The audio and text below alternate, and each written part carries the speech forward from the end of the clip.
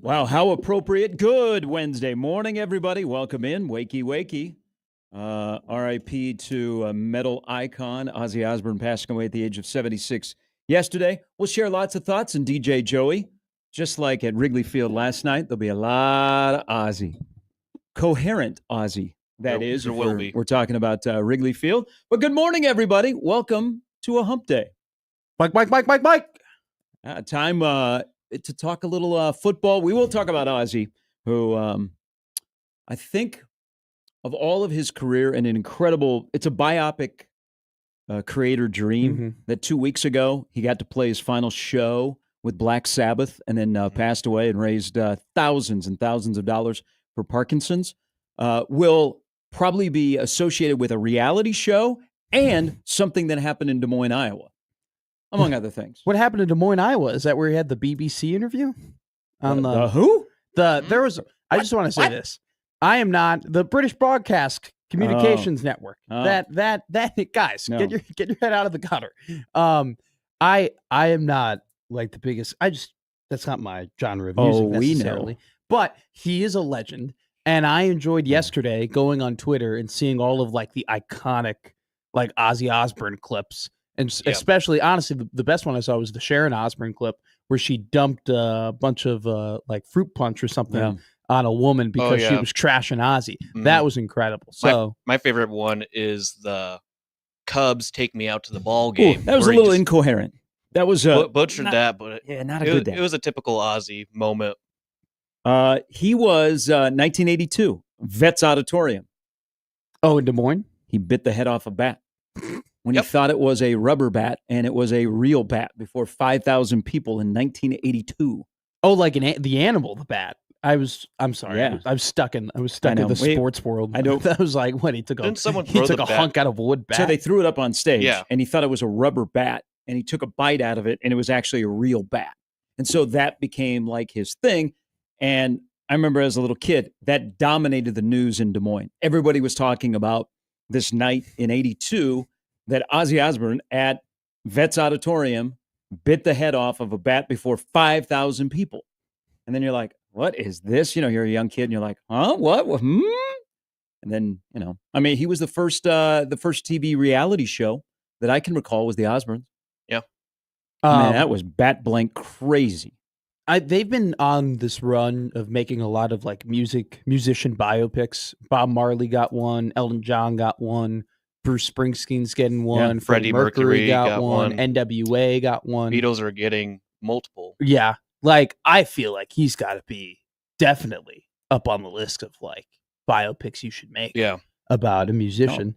I mean, with the rock life. He's a heavy metal icon. I just think it's appropriate that he got to play one more time.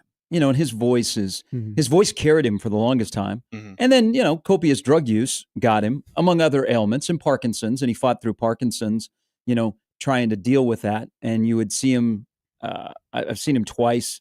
I saw him a little bit later in his career, and he would shuffle on stage. And the voice was okay, but definitely a heavy metal icon who got to play one final show. How appropriate. And that was kind of like the last hurrah with the boys. And then like, you know what? I've done it. That's a way to wrap up an incredible career. Passed away at the age of 76 yesterday. After watching that, I wished I became a fan of Ozzy when I was a lot younger. I had an opportunity to go to a concert. Just watching that show itself made me want to go back in time to witness a concert in person. Yeah, Mama, he has come home. And so we'll share more about a guy that we've educated you on. Yeah, I knew.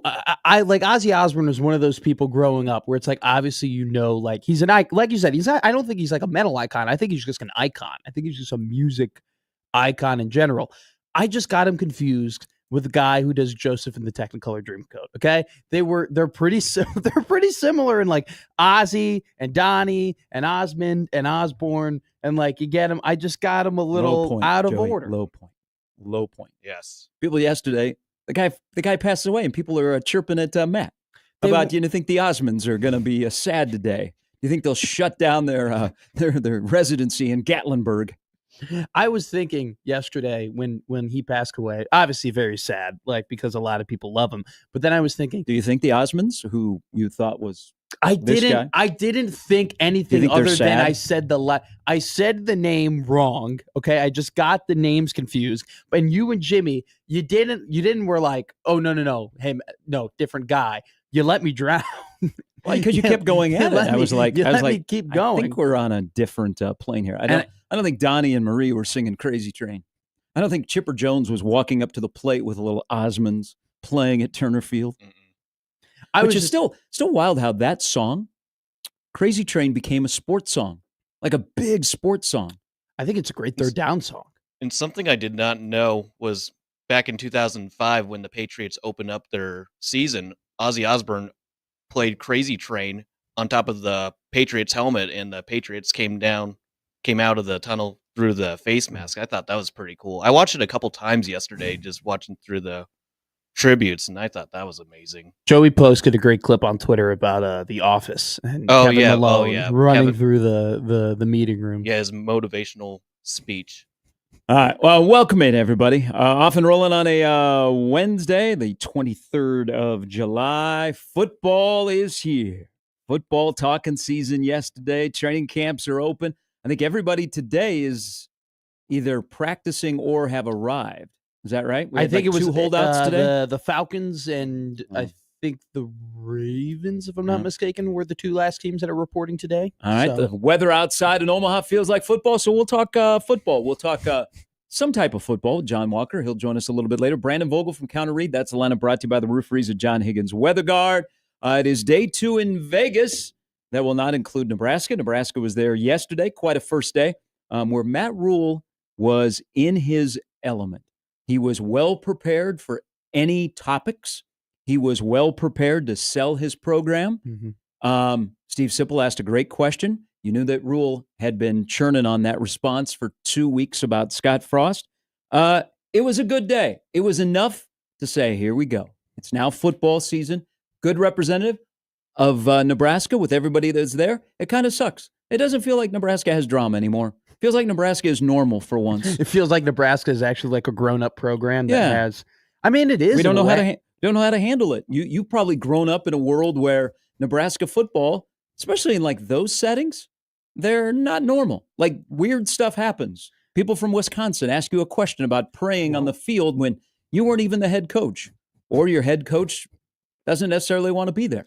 Now, like yesterday was like, oh, okay, this is how it's supposed to be. It was funny watching a lot of the other coaches go from podium to podium because they kind of were repeating some of the same stuff over and over again as if they like had a script and they ran out. Where Matt Rule was probably the only coach that didn't run out of a script to like. I mean, he wasn't running off the script, but he didn't like run out of things to say. Like he kept answering different questions in different ways and procuring the same points. I mean, the amount of time that Mike Locksley said Coach Locks lost the locker room was exhausting. I mean, he referenced himself with a third person over and over and over again because I think he thought of that line like in his bed one night and he's like, "That's the killer. I'm just going to keep saying it."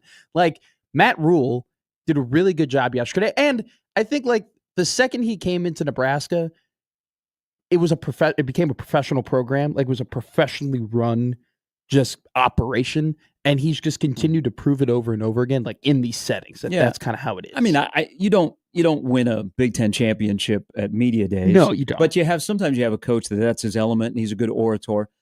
One thing that Locksley did, I give him credit. He did repeat losing the locker room, but you know that you are near the bottom of the Big Ten when you try a funny joke and it falls flat. His walk-off was Elvis Presley, and nobody in the room, because he spoke before Rule yesterday, nobody got it. People are just silent. And I'm like, God, you got to sell that joke a little better. The thing about like Rule is great in those settings. And he's the greatest PR coach that Nebraska athletics has ever had. He answers questions and he's always selling the program. He's thinking big picture. He's thinking about the people he coaches, but he's always thinking about Nebraska. And we'll get into what he said on the Sipple question, which I give credit to Sipple. Sipple asked it, but Rule had been sitting on that for 2 weeks. He knew it Without was. a He knew it doubt. was going to come up either from a local media member or a national media member, and he found once again the right thing to say. But he has also done something that, going back to drama with Nebraska football, I think just because of the way that he wears Nebraska on his sleeve, people want him to succeed. Like, and there's been a situation where people want the football coach at Nebraska to succeed because that's the program that you root for. And not every coach is good in those settings, of course. But when somebody is a great ambassador and you know that they're in it for Nebraska, not really in it for themselves, you kind of want that person to succeed. And listening to the three players that were there yesterday, and of course Rule, I'm thinking the way Nebraska has evolved in the last, let's say, post-COVID with the athletic department and the football program is, I don't want to do this, but I'm going to, that if this doesn't work out with all the things they have in place with this current regime, it just may never work out like we think it should. Because I think they have everything in place to be successful. And now it's just, are you good at your job or not? And I think we all want that. We don't want to have like built-in excuses or something gets in your way. You finally feel like you have control, which, whether it's control in a game or control of what you want to do, they finally have control. And if it doesn't work out, it just, we're not very good. What I'm okay with that. That's what that's supposed to be. That's competition. I just don't know what the barrier is to being successful anymore.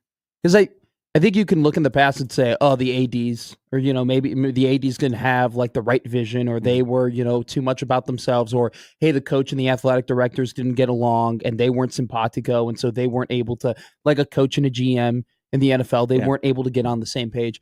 You finally have an athletic director and a coach who think pretty similarly, who both want the same thing, who both want to win. And you have an athletic director who's worried about the finances, but also continually puts his coach in the best position to succeed. And I don't know, it's very bleak. It's such a bleak reality to think of like, if it doesn't work out with Rule, it's never going to work out ever. But if you know anything about like how football programs are run and what successful programs look like and how they operate, Nebraska operates currently right now as a program that should win, that should be successful, that should be near the college football playoff picture. And so I like that you use the word near, because they got a couple of things. I just don't. I don't want people to go crazy about yesterday and all of a sudden you change your opinion. And yesterday when we were playing the sip, chug, and choke game, you're like 7-5. Oh, Rule spoke today 9-3. That's Matt Rule. That Matt Rule was Matt Rule yesterday, and that's kind of refreshing. I did think though there was something a little bit different about how he was talking, in my opinion, because I think in the past he has talked as if nobody is boosting this program. I have to boost this program. I have to hype up this program. I'm the leader of Nebraska football. There were points yesterday where he was kind of talking in a way where he's a guy who knows what it looks like. Yeah. And what I mean by that is he knows what a 10-win football team looks like, an 11-win football team looks like. And it seemed like when he was talking about their teams, there are moments where he kind of cut through the I have to promote Nebraska and almost was just being like, guys, I've seen it before. I see it in this team.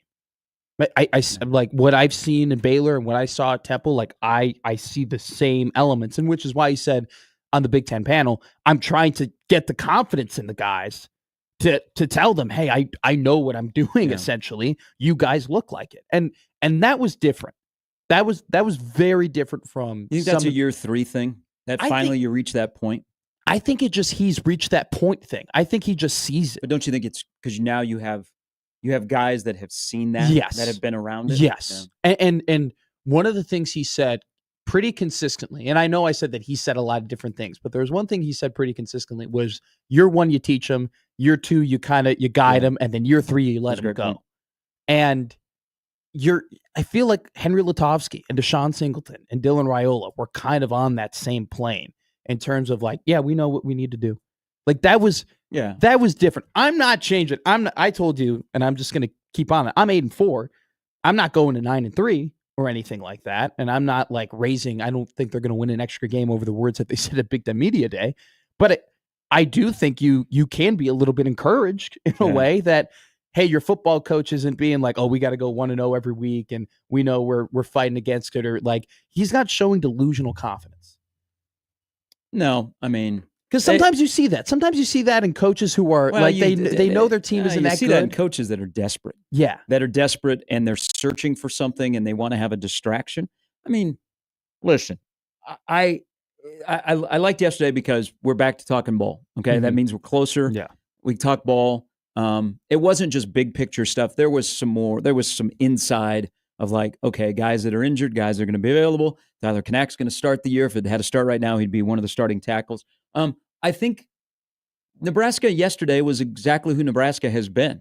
If you've listened close enough, if you listen to the show, they have a quiet confidence where they think they are headed in the right direction. They've done all the things right. They haven't skipped any steps. They've accumulated talent, but there is, and I kind of alluded to this yesterday about, there are quite a few ifs. There is the great unknown until they strap it up. Yeah. 5 weeks from tomorrow night. You don't know it. You need validation. That's what the program needs. The program feels like they're in the right headspace right now, but they need validation. Like you need validation. If you're doing this, this, and this, and the coach tells you to do this, and you do this, you need validation of success on the field. And if you don't get that, you're going to start to question that coach. And that's what they need now is all this stuff they've done to get to this point is they just need validation. They need victories. They need to go out and win. A coach is telling you to do blank or a coach is telling you big picture things, and you do that and you get rewarded for it. You're like, oh, this tastes pretty good. And that's the only thing that's missing. But the message has been the same now for about 7 months. And that's a good thing because sometimes that message wavers and it rides the roller coaster. And Nebraska football has ridden the roller coaster. Like the highs and the lows, man, Nebraska does a good job of going to the library and checking out those books. They need to get off the roller coaster. And I think they've done a good job in terms of the messaging for 7 months it's quiet confidence. We know what we have, but we don't know yet. But that's why we're going to play a football game in 5 weeks from tomorrow. And I love it.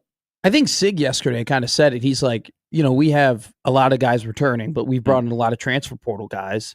And, it's been 7 months, but we're still getting to learn them. And one of the things he brought up is like, you can look good in practice and you can look good in week 1, but when you get to week 6, like, how are you going to be? I still think that especially like in some certain areas, you have position groups and players like that where it's like they haven't had that load of having to play 40, 50, 60 snaps a game and where you don't really know how they're going to look mid-season. But to your point, and how many people in this program have been winners?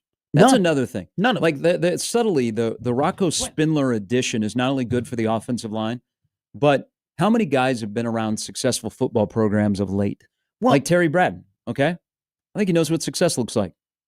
Rocco Spindler knows what success looks like. Do they have enough of those guys that know what it's like, what winning looks like?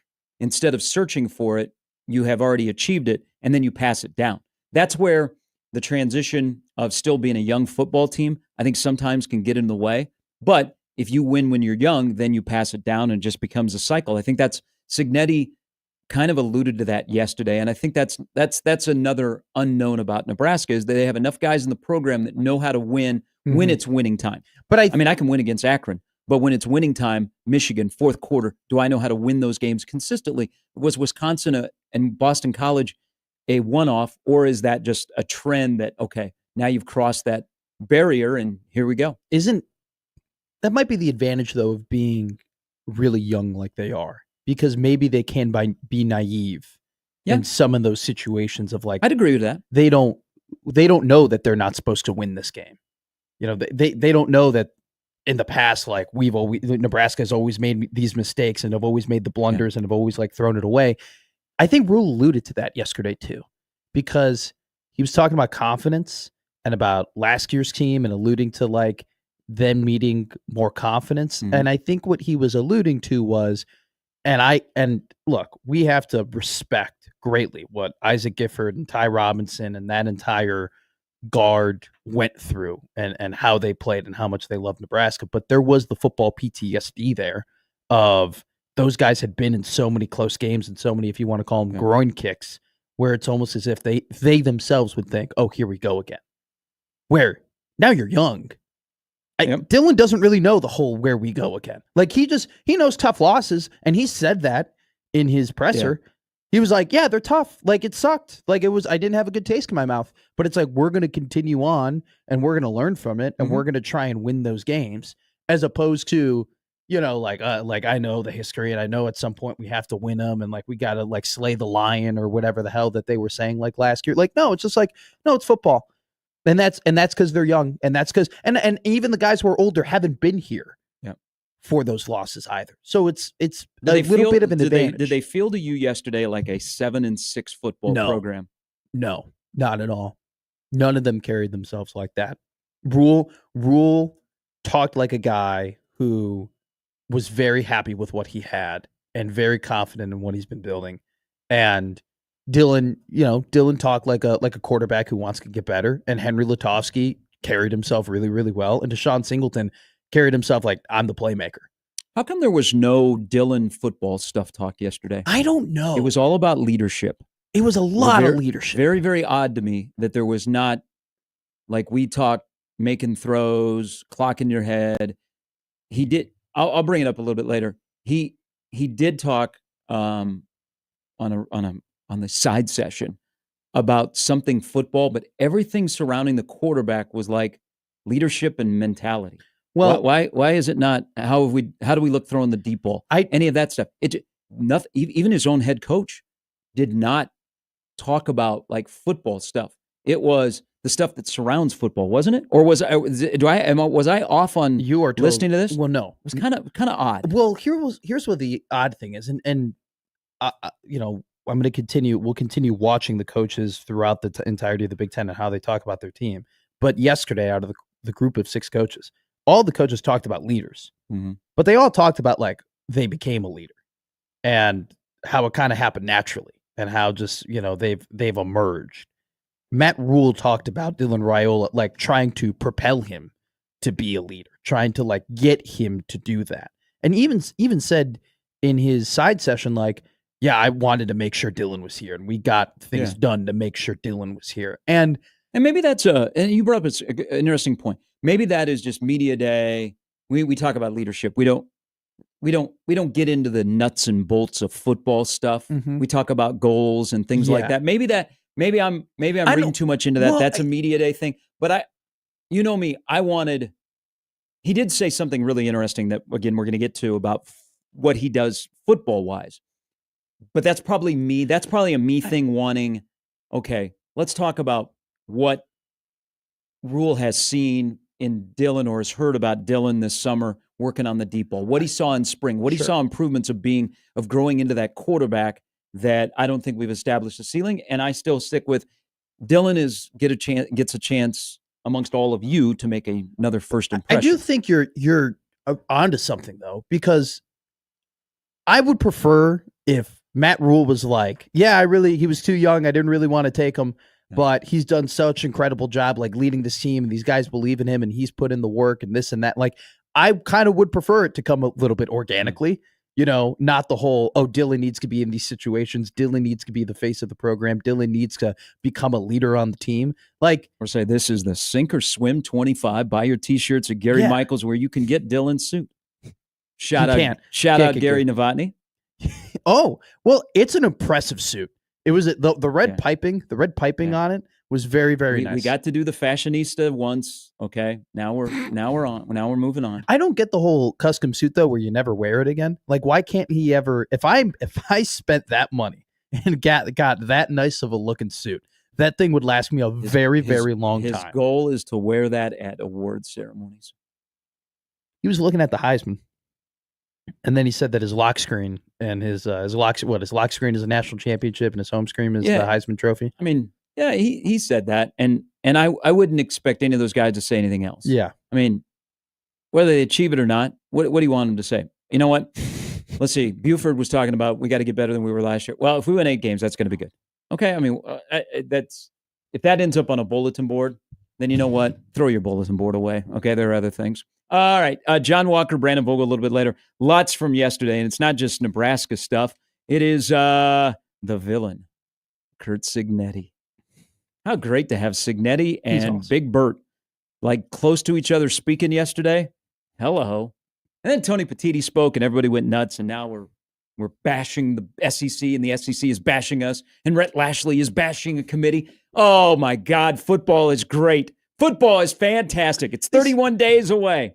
It's not football. It's talking. We're not at football yet. Oh, that's all. But am I wrong to say that the playoff is the number one topic in the sport? Yes. You said no. So I'm wrong. No, you're Okay. you're right. You're Okay. you're spot The on. playoff is the number one topic in the sport. We got 31 days, gentlemen, to figure it out. Because if you're tinkling on my Saturday, I'm going to be pissed.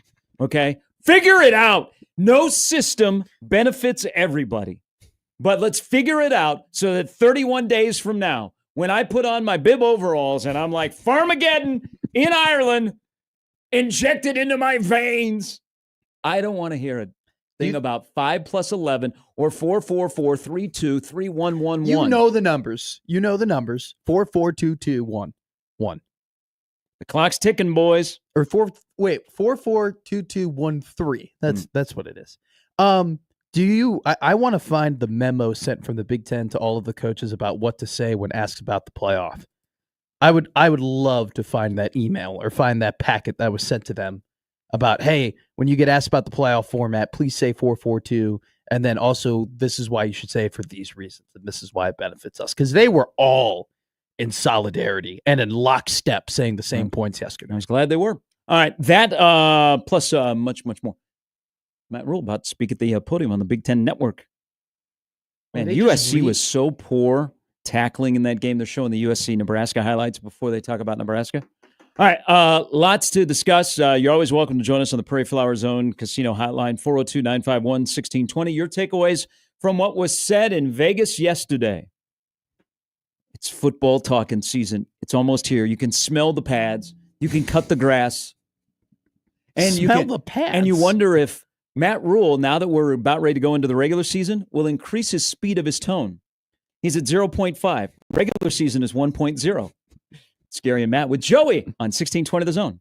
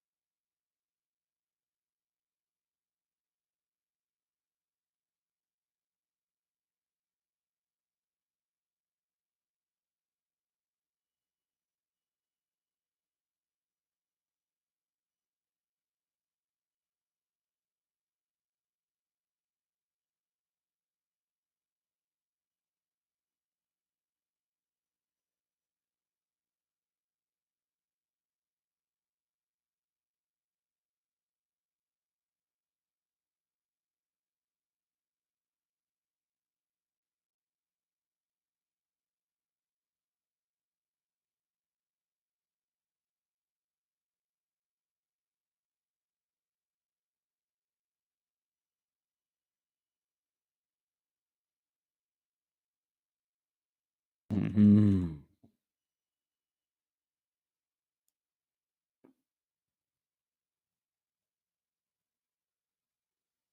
All right, R.I.P. to the Prince of Darkness, Ozzy Osbourne, passing away at the age of 76 yesterday.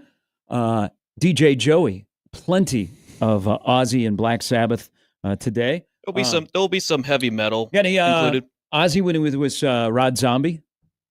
No, We'll just stick Black Sabbath. This is a classic Iron Man. All right, welcome back in. He was with a different band? Well, so he toured a little bit with Rod Zombie. He was solo for a bit, and so he was on tour with him. But he will always be Black Sabbath. Is he? Where would you rank him in your top 5? Is he in your top 5 favorite artists of all time? I wouldn't say favorite. I mean, I enjoy Ozzy. Yeah, but he's top 5 metal. Oh, easily, without a doubt, easily. All right, coming up a little bit later, John Walker from the World Herald. We'll talk some Creighton hoops, among other things. Brandon Vogel. Brandon Vogel. I think Brandon Walker from Barstool wants to fight Signetti. They weren't there yesterday. Were they? I saw Barstool. I saw Dave Portnoy on one of the commercials. Yeah, that was the Game Time commercials, but those are outdated because Compton and Taylor Lewan are in those commercials, and they are no longer Barstool employees. Yeah, so that's just kind of stuff that they're running with Game Time. They weren't there, and they weren't mentioned. Yeah, they might be today because today they have the head of officiating and the director of the head guy from the Big Ten Network. Oh, okay. Will be there. So maybe that will happen because they usually don't on the first day take away from Petiti. Yeah. They let Petiti have his moment. Somebody had their moment last night. If you'd like me to order bulk T-shirts, please send me a DM at Gary Sharp 1620. The Bryce is right. Did you see what Bryce Williams did last night? He hit another one. Hit another home run. And the area that people were a little bit worried about with Bryce making the transition to professional baseball was his defense. Makes a great play early in the game last night when the Stros beat the Snakes, and then started a game-ending double play. And your Houston Astros, with 17 guys on the IL, are up by 5 games. And Bryce is right. 3 homers in the last 2 games, and he has gotten it down for an epic bat flip. Not as good as the Ohtani bat flip from the other night, but Bryce Matthews' bat flip last night, pretty good. Pretty good. He's pretty Bryce good is at baseball. Right. If you'd like a T-shirt, I'm going to make a bulk order. Just hit me up on. Are you DM. actually going to buy a Bryce is Right T-shirt? It's pretty cool. It's the Bryce is Right. By the way, now we need him to stay in the majors because I don't want to. I'm not going to be walking around town with a T-shirt for a guy that's in AAA. Well, come on. Wouldn't that be funnier if you were like, yeah, I'm a big AAA baseball fan? Well, I am a big AAA baseball fan, but I want him to be in the majors because then I can go to an Astros game and wear it. And people are like, oh, that's cool. Where'd you get that? Real cool. I got a little side thing. I say, come out to my car, open the trunk, and I'm just wheeling and dealing. Real quick, Joey's going to agree with me here, and you're going to hate me for saying this. Whoa, Joey! But he's forcing you. But you said yesterday that you're not a big T-shirt guy. That you don't really. You should. You're wearing. This is the first day that I've kind of ever seen you in a T-shirt. You should wear T-shirts more. You look good. I don't know what you're talking about. My cross-train T-shirt. But you just T-shirts in general. You look good in them. Thank you. Thank you very much. You do. It's a laundry day in the house, so that's why we're wearing it. Every day is laundry day. You do not want to see my room. All right, more on what was said by Nebraska. We'll get into some player personnel things that were revealed yesterday. Also, if you really want to start to become the husk of fully husked, there's some guys that have put on some weight. If you look at the updated roster that is online. Yeah. And then there's one Juju, the offensive lineman. Whoa, what system were we measuring him in high school? Because that is way off from what he is at Nebraska. He shrunk. That. Did he? Yeah, he height and weight. What happened, bro? Come on now. All right, we start the morning off on the Prairie Flower Zone Casino Hotline with Nebraska Ball Mike. Hello. Hello. Hello. Tony Petiti, you're a moron. Whoa. Mike. Hey, good morning to you. What do you mean? What do you mean? Why is he a moron? You never say your conference can survive a loss in September and win a national championship. Are you talking about non-cons, Mike? Think it, but you never say it. The SEC doesn't say it. We don't say it. If you want to win a national championship, you get through September and you matter, because otherwise It's just get to the 12, and who cares? Okay. Why even play in September if you're going to say that? Okay. Now, here's the thing. I don't care what they said yesterday. How do we figure out if this defense is going to be any good? When do the coaches know if this defense is going to be any good?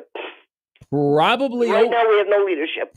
Whoa. Time out. I don't know about that. Hold on. Ty Robinson is gone. We have no leadership. Who is it? Okay. We don't know who those leaders are to emerge. They might be in the back end first, which is sometimes tough to lead from the back. You knew this was going to be a transition. I mean, hold on here. Okay? You want to go back to the first statement I made? That Tony Petitti is a moron? How's that deal with Nebraska's defense? I don't care. You want to support your entire conference.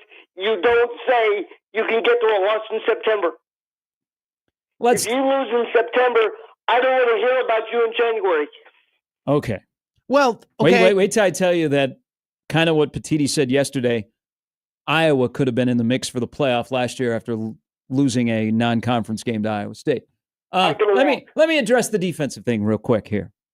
You're going to get a narrative of I got to defend my defensive line because everybody's crapping on them. That happened yesterday. Mm-hmm. I mean, yeah. Rule doesn't do anything without intention, and so he tried to address the narrative of Ty and Nash are gone, but the defensive line is going to falter. He knows that there's a lot of question marks there.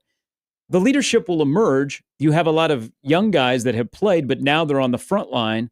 And I think the leadership will start with the coaches, whether it be John Butler, Phil Snow, or Rob Dvorak, who has been there, and then they mix in the young guys. In terms of if we know the defensive line is, when will we know that? I'm going to tell you opening night. You're facing a veteran quarterback, and you're going to face a team that's going to want to run the football. So you're going to find out right away if this defensive line can hold up. And if they can't? Well, then you got some questions because that becomes a narrative and that becomes an issue all season long until you figure out what guys can handle you. But I'm going to tell you this, Mike. This isn't a bold prediction. I know that I'm going to be spot on with this. Riley Van Poppel will have a better career here than Ty Robinson, and Riley Van Poppel might be, by the end of the year, on the same level of Ty Robinson. Are we going to be able to keep him in that case? Well, where's he going to go? To the NFL? Okay. All right. If he was going, you're talking about the portal, right? Yes. If he was going to bail, he would have already bailed. But you know what? Happens to have a dad who's been in professional sports who went through it a little bit, being a star and having arm trouble. I think if you're a stud defensive lineman at Nebraska, they'll take care of you. Okay, and I'm not worried about Keona Davis. I just put on 20 pounds. Who else is there? You know, it's the Glenn Hart, Judy, Jalen George. Hopefully, will be back from injury. Could have Dylan Parrott develop. They have a lot of guys that have not played considerable snaps that now are going to be put on the front line. It's a valid concern to have until they prove you otherwise. And as far as Ozzy's concerned, when I think Ozzy, I always think Lita Ford. Oh yes, you know what? That might be one of the. Actually, if you were not a metalhead, him with her probably introduced you to Ozzy to a whole different audience. Have they talked to her? Has she been interviewed? Sharon? I don't think she has. I don't know. I haven't seen anything. No, Lita Ford. Oh, Lita I'm Ford. surprised. I don't know, Mike. I have not seen that. But Dave Matthews did a great tribute last night, opening up his show. It's a sad day for music. I'm not a metalhead, but you know, if you don't know Ozzy, you didn't have a pulse. Yeah. You ever been on the crazy train? Yeah, back in college I was. Not now. All right. What did you do in college that would make you think you were on the crazy train? Yeah, I could shut down any bar in the old market with anybody. My man, you have started the phone call with calling the commissioner of the Big Ten a moron and finished with bragging about your exploits in college. I like it. Okay. All right. Be good, my man. You too. All right. You know, Nebraska Mike, random Mike. They're kind of coming closer and closer together. I've recognized in terms of the things that they've been saying recently. So a couple of things. I have a couple of takes here. First off, I hate that word. I know. I have a couple of opinions. I have an opinion. We can't say that either. I have a couple sayings. Why can't you say I have an opinion? Well, I can't. Wednesday. Is that copyright infringement? For who? For Connor Happer's show. Well, I told Happer, or I didn't tell Happer this. They have some bad opinions on that show. Well, I said that we should do some. Kidding. They do have some bad opinions. We'll say it. They have some terrible opinions on that show. But on the I have an opinions. I'm not on their sports takes. They're both incredibly really good on sports takes. But they have some of. You see me and Happer the crossover. We disagree. Your guts. No, he doesn't. Yeah. No, he doesn't. People think that's just a charade. Is it about leaving the drink in the bathroom? Joey, it's uncomfortable. It's not uncomfortable. Don't start silent, something that's I'm not silent now on the crossover. That's not true. Yeah. You two, though. I mean, him and I will see Connor outside the studio before he comes in. He's doing a little shadow boxing. The crossover has turned into you and Connor kind of pointing out things around Omaha that are really, really weird in places that used to be there. And then I say something, and then Connor and I start yelling at each other, and then you got to come back with geography in order to settle things down. But I have a take. I have a couple takes. Okay. Shout out Justin Evans, because Justin Evans, all we've ever heard about is the whole he's undersized. Yeah. He gained an inch this year. He's now 6'2". He's no longer 6'1". So kudos to Justin Evans, starting center for no longer being undersized. That's a massive development for him. I'm a little bit worried because it has been his character arc at this point that he's too small to play the position, but he's gained an inch. So congrats to him. Another observation here, Isaiah Hunter, he lost an inch. So he's 6 foot now as opposed to 6'1". And credit to Isaiah Mosey, by the way. It's not Mosey, it's Mosey. At least I'm gonna say it now because Roll said it that way. Yeah. You could have made the argument, hey, he might be too big at 6'1" to be a running back. He lost an inch too, so he's now 6 foot. So you don't have to worry about that anymore. Also, too, I feel bad for some of these people, like the people who have to update the account, because Sam Sledge going from 295 to 300 and Bachacek going from 305 to 310. Like, do we really have to keep that on the record? Like, it's only 5 pounds that they've gained. No, I think it's a perception. Like the optics of by the way, Sam Sledge is 300. He doesn't, I don't know. It's tough. Guys that are big, but they're not obese. Sure. Sometimes it's tough to tell their weight. Like Sam doesn't look 300. Mm-hmm. I think when you put 300 up more than 295, you're like, man, that's a big dude. But 260 to 265. No. That's a couple. But for a defensive lineman, it's okay. Sure. I agree with that. 300 looks a little different. They got a lot of big boys on the offensive line. There is no doubt about that. I don't know if they're fudging numbers or whatever. They have a lot of beef in the trenches. Well, I kind of smiled when I saw Elijah Pritchett was 325 pounds. I mean, that... And I believe that he has lost weight. Really? Yeah. 325, though, I feel like is a... I think when he got here, the transition from Alabama to Nebraska before football stuff started, I think he might have put on some weight. But I guess they've tried to reconfigure the weight in his body. I mean, he's a big guy to begin with, so he's always going to have a little pouch, little boiler. I'm trying to look up offensive line heights in the NFL or weights in the NFL because I feel like 325 is always that number that you see on offensive linemen in the NFL. Wouldn't you say, Joey? Isn't 325 a number that that's the sweet spot number? It's around the sweet spot, I would say. 320, 325. So I'm happy that they have a guy like that. I mean, Nebraska used to have linemen that were 5'11" or 6 foot, or a center that was 6'4", 270.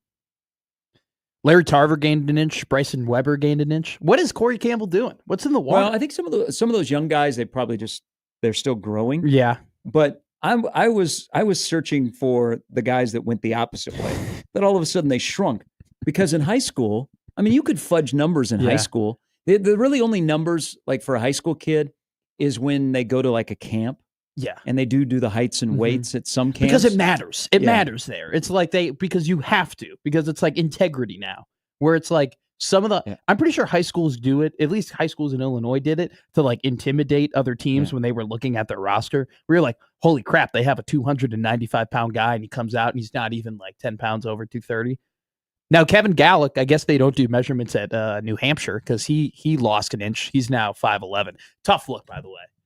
When you go from 6 foot to 5'11", that's tough. That's tough. That is tough. That's a tough transition. I mean, there's a lot of power with that one digit. All right, when we come back, let's talk quarterback, shall we? Not just about the NFL, where it's quarterback dominated. Talk about a guy that is the quarterback in Nebraska. That refreshing. He's a fan of college football.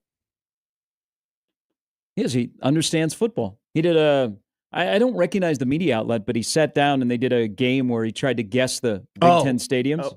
We did that. Oh, I thought he did you're talking about the game where they did the situational football and him and Rule both had different answers. And everybody was clowning Nebraska about it. Which, by the way, you definitely go for 2 there. I don't know why that's a debate. You kind of, 4 minutes left. You want to put yourself in a position where you understand what the score is with minutes to go. All right, Gary and Matt with Joey on 1620 The Zone.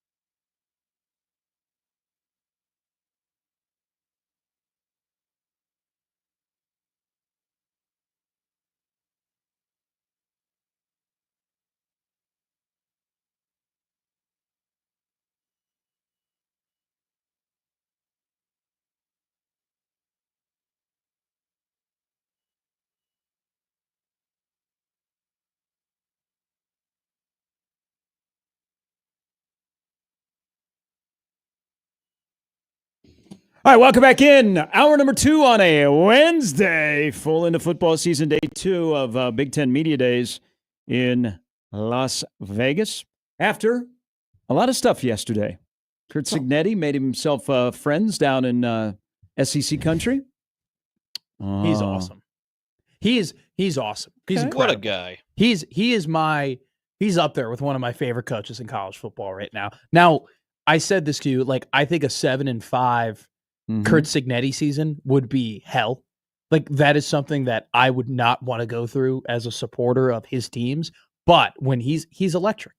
He's electric. And he's just like, I kind of want to, this is such a cliche thing to say. I kind of want to play for him. Like, he just talks about his dudes and like just talks about toughness, and he just likes football. And it's just like, he just wins. They go, Curt, what are you looking forward to the most, for the season? He goes, just kicking people's ass.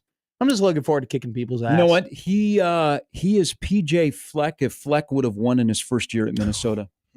Because, you walk in and you're a little bit unique. You're not afraid to say things that are unpopular. You shake things up.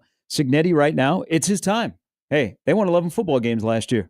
All right? They did. They got a nice recruiting class. They got a lot of momentum. People are like, can they do it again? So hot damn, man, to some places he's becoming a legend. But he's also that guy that you will root for to lose. That you're like, I can't wait for him to fall. Now, there are 16 teams in the SEC that are doing that because they're like, whoa, you all of a sudden went from being Indiana, now you think you're Texas when you're really Vanderbilt? I mean, that'll be the thing. But he is not afraid to shake things up and go at people. It wasn't just the SEC. He went after Barry Odom of Purdue as well on a side session. What did he say about Barry Odom? Because Odom took a crack at Indiana's non-con. And so Cignetti took a crack at Purdue. It's his time. He's got 1 year receipt at Indiana. If he does it again, watch out. But I think if Fleck would have won his first year, that's what Fleck would have been like. Maybe not as brash, but would have said things that you're like, But like, we were eating up Cignetti yesterday. But Fleck has won enough. But he didn't win 11 games in his first year. Yeah. Like he walked in, if Fleck would have walked in the door and won and then backed it up, and then in 19 wins another 11, you're like, okay, this guy's a pain. Can you imagine Cignetti saying that as like the coach of Michigan? That's the one thing that I do. What he said yesterday? Yeah, about like I don't know if he can say that. I do think the guy in Michigan, the guy that used to be at Michigan, said that. Yeah, but there's a difference between Harbaugh and Cignetti in terms of the fact that like Harbaugh has won so much more at so much of a higher level, and Cignetti just got his first Power 5 job last year. And I do think he definitely hides behind the veil of, we're Indiana. We're like, we're not a big threat. We're nothing like that. Like, you don't have to worry about this. You're one of the big boys. And so, like, he knows that he's got that, so he can say that, and people will be like, all right, man, like, whatever, we don't buy it until he wins 9 games again this year. And then it's like, oh, crap. Like, you actually have to take this program very seriously year in and year out. Kevin writes into the Equitable Bank inbox. He said, hey, Gary, I listened to Curt speak at Big Ten Media Days yesterday. He's intriguing. He's also different. Let's pretend Matt Rule left Nebraska.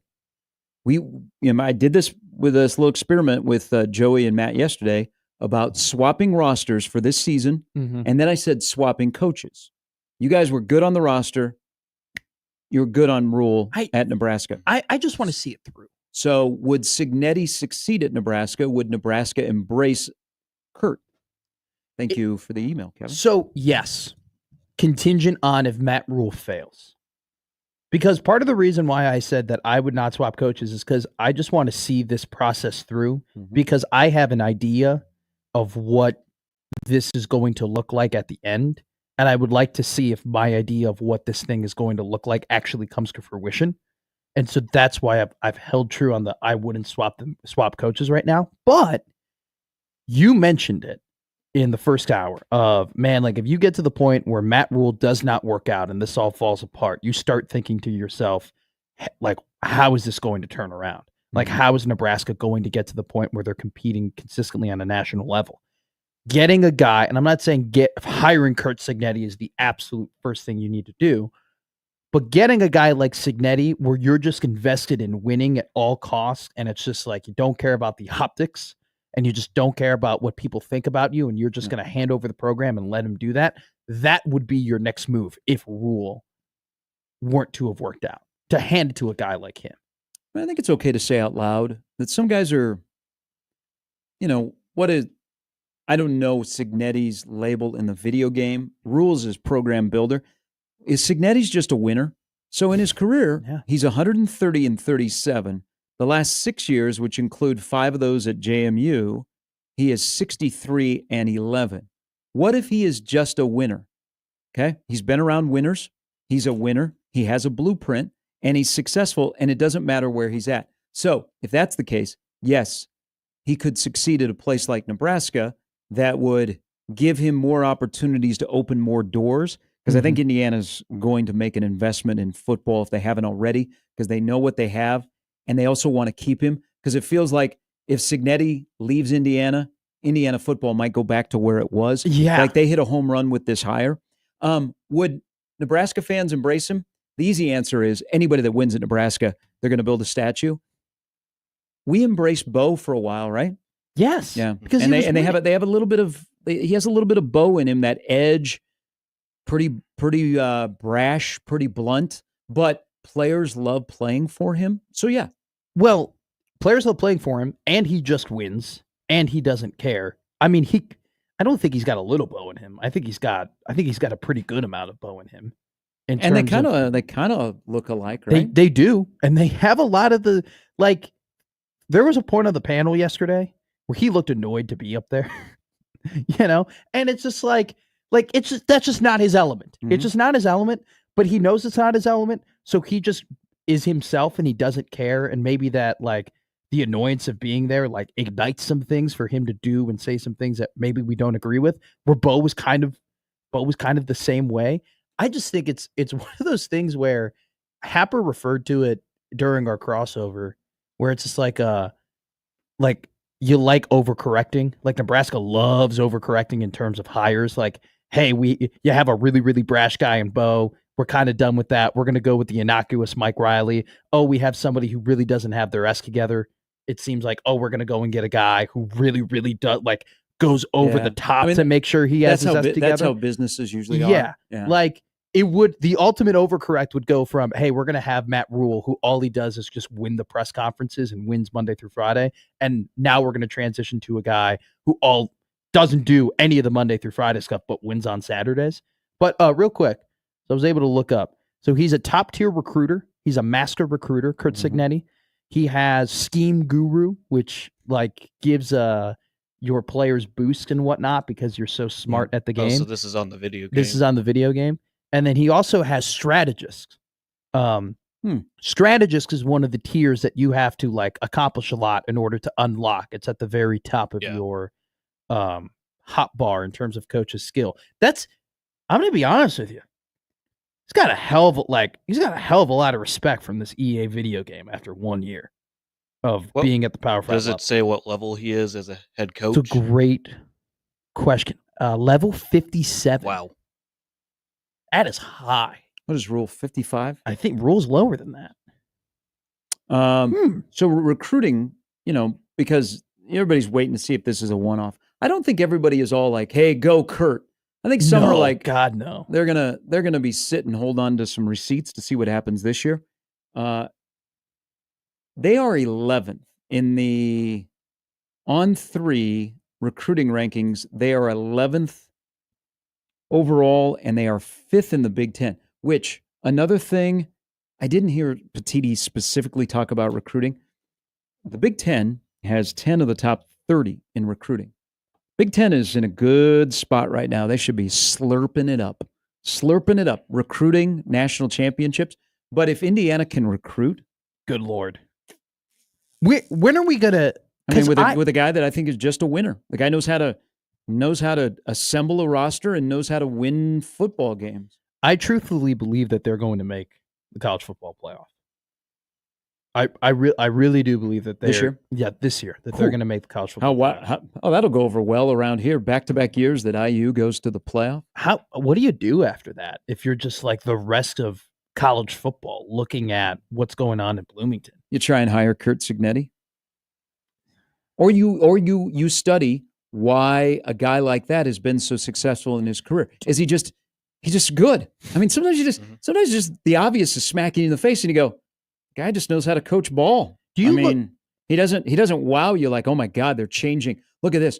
they're actually finding a way to put 12 guys on the field to play defense. Oh my God, he's changing the game. Some guys are just really good on Saturday. That's the thing about like Rule. Like Rule is a really good program builder. I think Rule is a really good guy of establishing things. You're 59 and 56 overall. This is the year to change the narrative that I'm more than just a program builder and now an overseer with my OC and DC and special teams guy, where I can hover.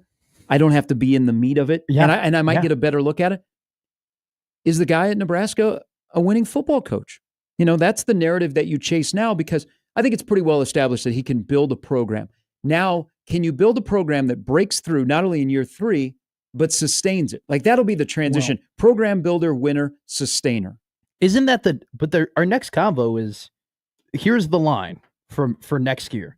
There's never been a year 4 Matt Rule.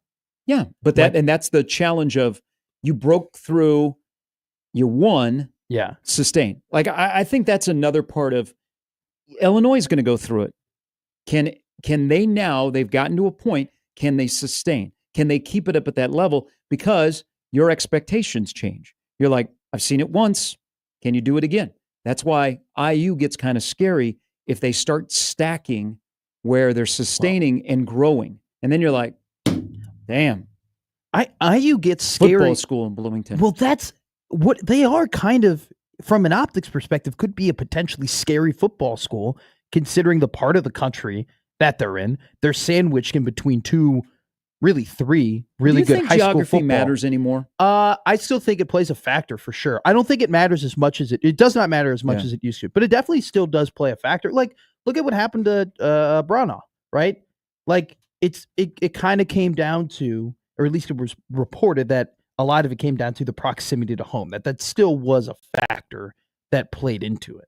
And that's just one example. But I still think you definitely have an advantage of being closer to better college football states than schools who don't. Now, it's easier for schools to come in and pay a guy and just be like, hey, here we go. But I think one of the most interesting aspects of yesterday, and I know we make fun of it a little bit, or at least I did, Coach Locke's lost the locker room, but he kind of said a quiet part out loud in terms of, we were paying guys a lot of money, and these guys were telling everybody how much they were getting made. And I'm sure there were freshmen who weren't playing, who were bragging he even mentioned it, that there were younger guys who weren't playing that were bragging to older guys that, hey, I'm making more money than you. And then that happened, that caused the dissension.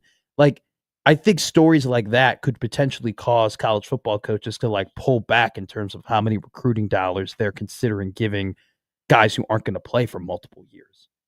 Well, I mean, that's the guy in Lincoln. I mean, reward and retain. Well, you feel uncomfortable. You got to do it, but you feel uncomfortable giving money to unproven prospects. Which, speaking of that, there was Rule made an interesting comment. So Rule talked a little bit about NIL and rev share, and then his president yesterday gave actual numbers. So, according to Dr. Gold, football is getting 67% of the revenue share. Okay. Rule made a comment yesterday about paying players in NIL. He said, one of our highest paid players didn't even play last year. You guys want to guess who he was alluding to? Malachi Coleman. That's what I was thinking, because Mazuka and Tommy Hill played a bit. They started. Malachi Coleman did not play, but then I'm thinking, is there a freshman or redshirt freshman that has been injured that got a lot of money in their initial year because of recruiting, and they have yet to play due to an injury? Not Noonan. Is it Maverick Noonan? Maybe. I don't know. Oh, I was thinking Malachi. I immediately thought Malachi. But if, somebody got a lot of money when they first got here and haven't played, wouldn't that fit one of our highest paid players didn't play last year? Oh, yeah. No, 1,000,000%. But that is going to have to be a regular occurrence, though, isn't it? If you're going to go it can't heavy, be a regular occurrence if your highest paid player doesn't play. No. I would fire my accountant. Not that. Well, I don't know. Carolina Panthers were pretty used to doing that in terms of where he came from. But I mean, in terms of if you're going heavy in high school recruiting and Nebraska is trying to get these national prospects who are in parts of the country that they often aren't getting those top prospects from, you're going to have to pay those freshmen, right? Like a lot of money to do that. And not all of them are going to play. And so it's one of those things where it's like you have to, like, managing a locker room and just, I think Loxley just said yesterday, these kids don't know manners. They just don't know that you don't talk about like your salary amongst people and you don't brag about how much you make. A couple of points you're making, I agree with, but I think it's also an indictment of the head coach. Oh, 1,000,000%. Okay. Why are some coaches hesitant to pay a lot of money to an unproven prospect? Because what does it do to the locker room? Everybody knows what everybody's getting paid. Okay, they do. And if you're not playing up to that level, you can't lie to kids anymore. Okay, kids we don't give them enough credit. They're smart. Okay, they just don't. You tell them the sky is green, and they're like, all right, my mom and dad said it's blue, and I learned it was blue, but coach said it's green. All right, the sky is green and the earth is flat. Okay, they question things now. Yeah. And they see things differently, and money enters into the equation. That's on the head coach to control your locker room when it comes to money. Okay, and you step in it if you're going to commit to players that they're there for the money or they don't hold up their end of the bargain. You're just asking for it. So, yes, I believe that him admitting that he lost the locker room, also a little bit on you and how you go about building your program, and it may be evident by the lack of like breakthrough success that Loxley has not had at Maryland. Well, I think it answered the question of how does Maryland have 5 draft picks and 4 wins? Mm-hmm. Like, I think he kind of just answered that question yesterday in terms of why that happened. But so he only pays 5 guys. Actually, then that would be pretty good. Then 5 guys broke up a locker room. How weak is your locker room? That 5 dudes out of 100. But we got dudes in training camp. Dudes that are on the NFL Network. Now, I'll say this too, though. Like, Nebraska did have a kind of a situation like that in the spring in terms of, guys making money and people not agree with how much money that are being made. And they handled it pretty well in terms of, Seagren was that was a certain situation, at least that there was a lot of like, I'm playing really, really well. And, this is, I'm in a position where I can go and make my bag. And he went, and we're presuming he did because he went to Oklahoma State and they picked him up. Like, I think they kind of just were like, do your thing. Like, we're not gonna, if you got to do what you got to do, but we're not gonna like,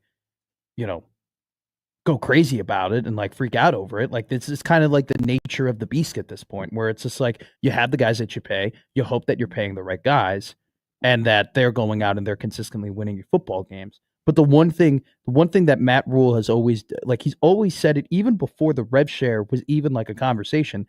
He would talk in year one about his Carolina Panther days and how people would tell him, make sure that your highest paid guy was drafted by your team.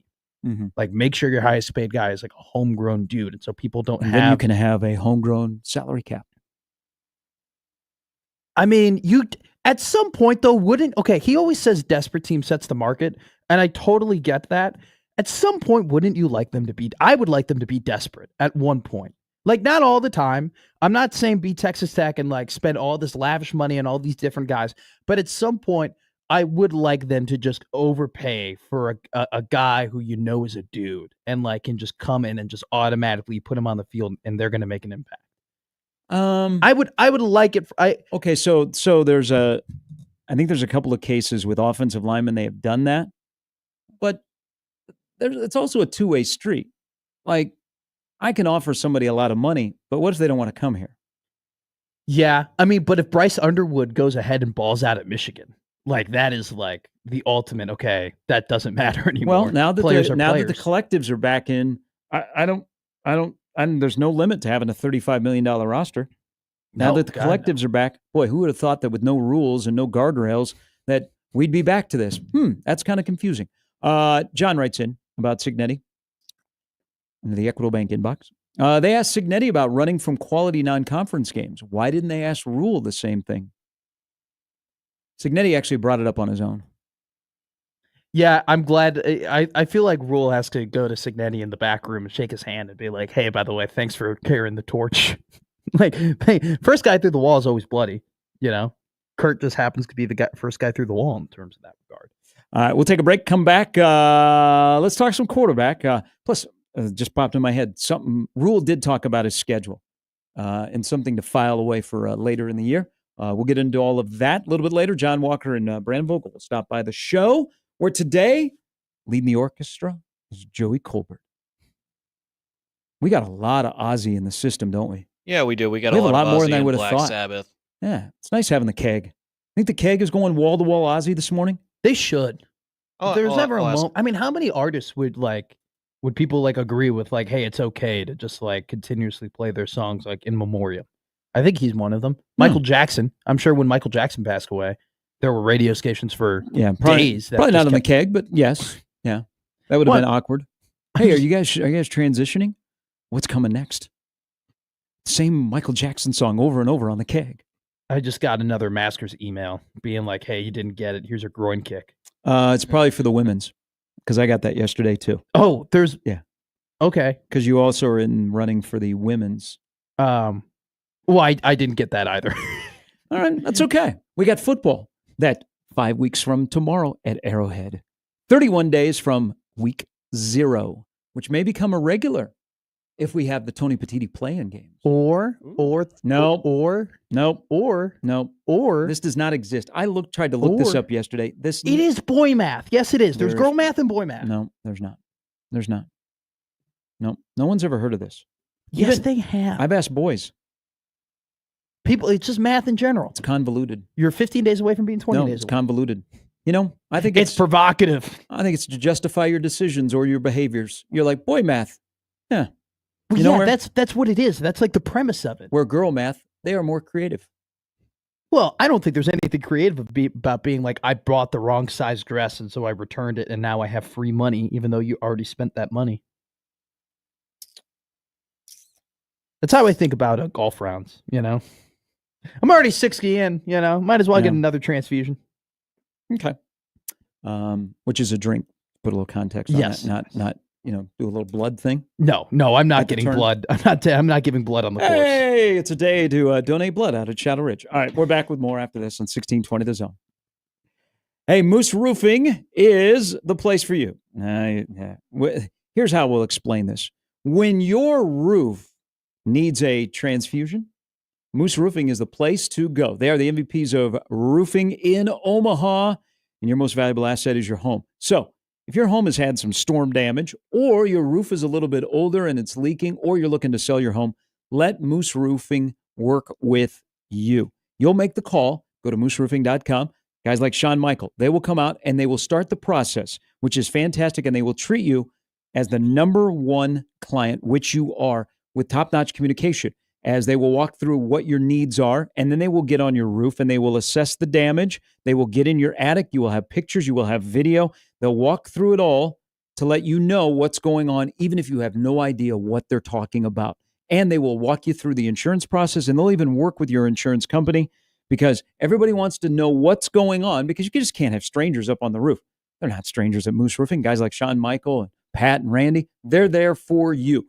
And then they get to work and they do the job, and you're a satisfied customer, like so many thousands in their 30-plus years. They are local. They're not just a fly into town when a storm hits. They're here before the storm, during the storm, and after the storm, taking care of your roof. Commercial, residential, roof repair.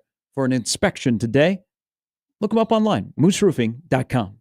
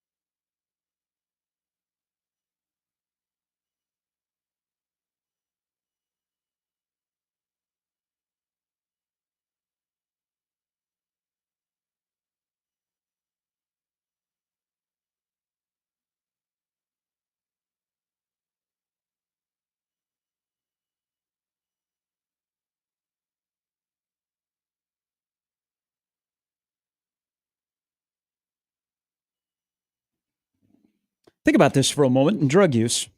Kids don't do drugs, it's bad for you. Hell, adults don't do drugs, it's bad for you. If you think of like music, let's say legends that had dabbled with some copious drug use, David Crosby, Ginger Baker, Ozzy, the only one that is still living, and I would not have had this in the mixed sports book, Keith Richards. How much did the Beatles dabble in the copious drug use? I feel like Paul's still kicking. Lucy in the Sky with Diamonds. Keith Richards is 81 years old. Yeah, he is still going at it. He and Mick. All right, welcome back in, Gary and Matt, with Joey. The day after Nebraska spoke in Vegas. Day 2 of the Big Ten Media Days. Penn State will be there, where the quarterback and the head coach are the same person. Drew Aller and James Franklin are the same person? Whoa, aren't they? I don't think they are. You don't think they're the same person? No, they're very different. You don't think James Franklin and Drew Aller are the same person? One is in middle ages, one is young, one's got hair, one doesn't have hair. I think people need to look closer at those two, and I'm going to give you a little nugget here. You ready? Yes. The head football coach at Penn State, 4-19 versus top 10 teams. He has one win over a top 5 team since 2016. His quarterback last year in their 3 biggest games, 0-3, 54% passing, 3 touchdowns, 4 interceptions. Aren't they the same guy? So aren't they James Franklin and Drew Aller? Aren't they the same guy? They're like going to walk in a 2-headed suit. In that regard, yeah. And on the Big Ten Network yesterday, they said, Drew's biggest problem is that he just doesn't play well against the good teams. Isn't that the point? That's part of the drill. Yeah, like isn't you being a good player that you perform at the highest level against the highest opponents? Like that is not a good problem. It's not a good problem to have. I'm like, yeah, when he plays the tomato cans of the average teams, he's awesome. But when he actually plays people without an advantage, he's not good. I've never seen a favorite in the Big Ten have so many people like, I don't know. But they're the favorite in the Big Ten because they bring back a good college quarterback, a veteran guy who's going into his 3rd year as a starter. They have the running backs. They have the two monsters at running back. They've upgraded their wide receivers. They've spent a lot of money on defensive coordinator. Yeah, they're going to be my number 1 team, but I don't trust them to be the best team in the Big Ten. But here, if you're going to press me in July, I'm going to vote them number 1. I've never seen that out of the Big Ten. Well, There's like so much doubt of, hey, they're my number 1 team, but I don't know about them being a national championship team. Aren't you doing it on principle, essentially? You're like, in principle, when you bring back the 2 best running backs in your conference and you bring back a bunch of guys on the defensive line and your quarterback has these stats and he returns, in principle, you should be the best. You are the best team in the Big Ten. You should be up there. But I don't want the Big Ten. Like, I like the Big Ten media polls or anything like that.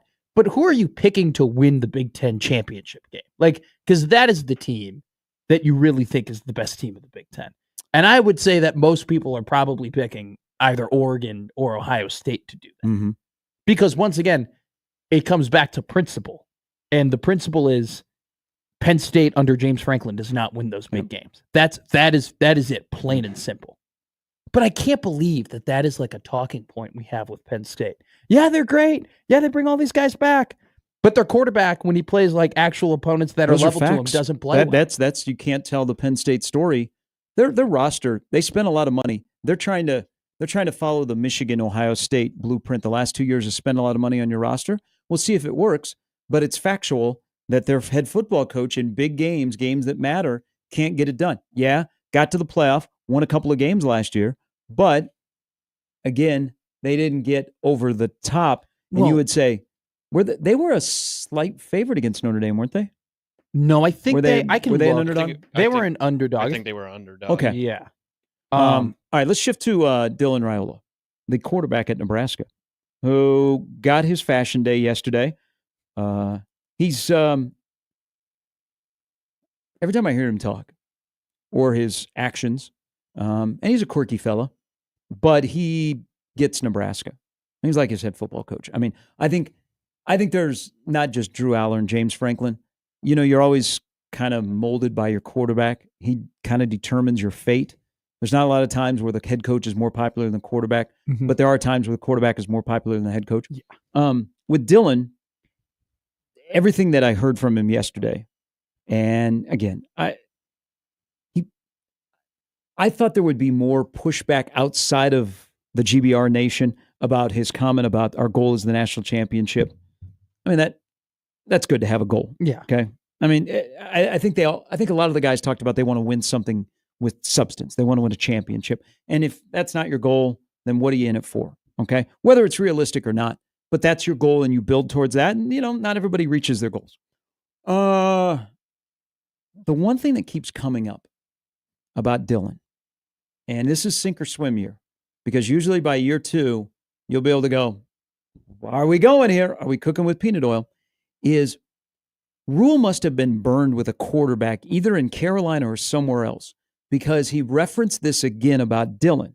And I said in the first hour, I want Matt Rule to talk about football stuff with Dylan Raiola, his quarterback. Like, what did he see during the spring that those deep balls are going to be more consistent? But he has said this, quote, our team's going to play for Dylan. Do you think that's a Dylan thing of incorporating himself with the rest of the team to get him so, hey, that's my quarterback? Or do you think this is something that Rule has been burned by in the past, where the quarterback has been separate and not integrated with the team? Because I always find that interesting when he goes to that card, our team's going to play for Dylan. I sometimes think then that assumed that's the quarterback, man. I'm going to play for the quarterback. That's our guy. Well, why do you got to say that out loud? He kind of. Why are we talking so quiet? Because last year I brought this up to you, and I don't know why it bothered me so much when it happened. But Isaac Gifford was like, oh, the best dressed guy on the team is. I hate to give it to the young fella, but it's Dylan Raiola. And that whole sentiment of like, I hate to say that, like, I don't want to give the young fella too much credit. It always resonated with me because it's literally what they said yesterday. He was a leader because he was just the quarterback, not because he was an actual leader. Mm-hmm. And that, I think, is a tough thing to work around. Like, that's not an easy thing to do. And I think it stems from that. Like, I think it stems from he just doesn't want that to happen again, where Dylan is kind of just in the position he's in because he's in the position he's in. Dylan puts a target on his back, and that's okay. But I do. What do you mean by that? He puts a target on his back, like how, like him being about the brand and him, having the custom suits and the satchel and the purse. Listen, this is a brand, okay? Yeah. This has been built up in the lab to play college football and get to the NFL. This can't fail. This can't fail at Nebraska.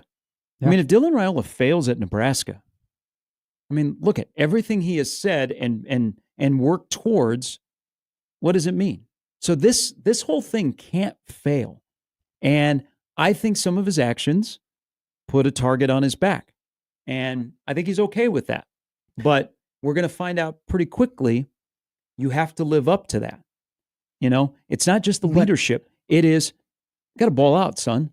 You got to play ball. But I do think he has a target on his back. And I think last year, if you took some of those older guys that you were just alluding to, and maybe not Gifford in particular, Dylan walked in. I think Dylan's probably always had a target on his back. Because he is Dylan. There goes Dylan. Look at Dylan. He's a young guy who gets all the attention, who makes a ton of money. And last year he walked in, and those guys were not used to somebody like that being quarterback. Jeff Sims didn't walk in and go, hey, I'm going to hook you boys up with some amigos because I got this great deal. Okay? Yeah. Now you have a different type of quarterback that we really have never had at Nebraska, where he's a brand and a player, and where your success depends so much on him. If you're going to give... If he's not doing that, and especially if you go through like the past, like in October, and guys know that you hit the wall, whether you were injured or not, which may have a little bit dinged him, and he didn't know how to play through an injury. You're like, what is this guy? I mean, this guy gets everything, and come on now. Getting back to the locker room and Loxley conversation. If you're going to give a lot to me, you're going to invest a lot of in your me. To me, you have to give twice as much to the we. If you're going to worry about your brand and worry about where the cameras are and what people think about you, and if you say the right thing or not, or consistently, I think you have to make sure that once you get into that locker room, that nobody can question whether or not you're more about you or more about us. Mm-hmm. And I'm not saying that occurred or that happened. But when you do the things that Dylan does, you put yourself in the position for those questions to be asked. Yeah, so he puts a target on his back. Yes. Now, you have to be comfortable with that. And I don't think it's the leadership thing.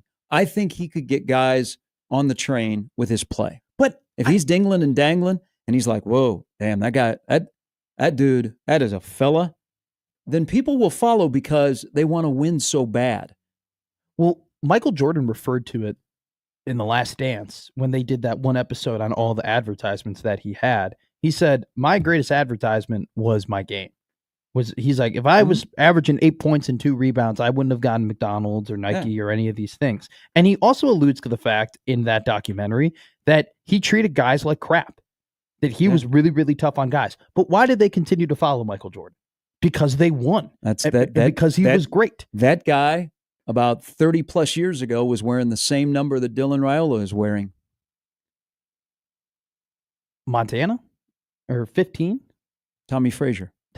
Oh, my bad. I thought I didn't know you were doing Nebraska stuff. But like, I just think with Dylan, it's a lot. Yesterday was a ton of, he needs to be a leader. He needs to be a leader. He needs to be a leader. We need to put him in a position to be a leader. Yeah. And that's, I don't think that's too encouraging.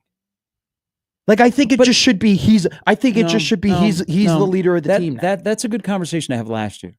Like I want, hey, okay. Dylan mentioned on a side session about he's expected to run more. I want his head football coach to talk about the mechanics of playing quarterback and how last year, and to be honest, you know what? Last year we didn't do Dylan right. Okay. We got a little sideways with his offensive coordinator.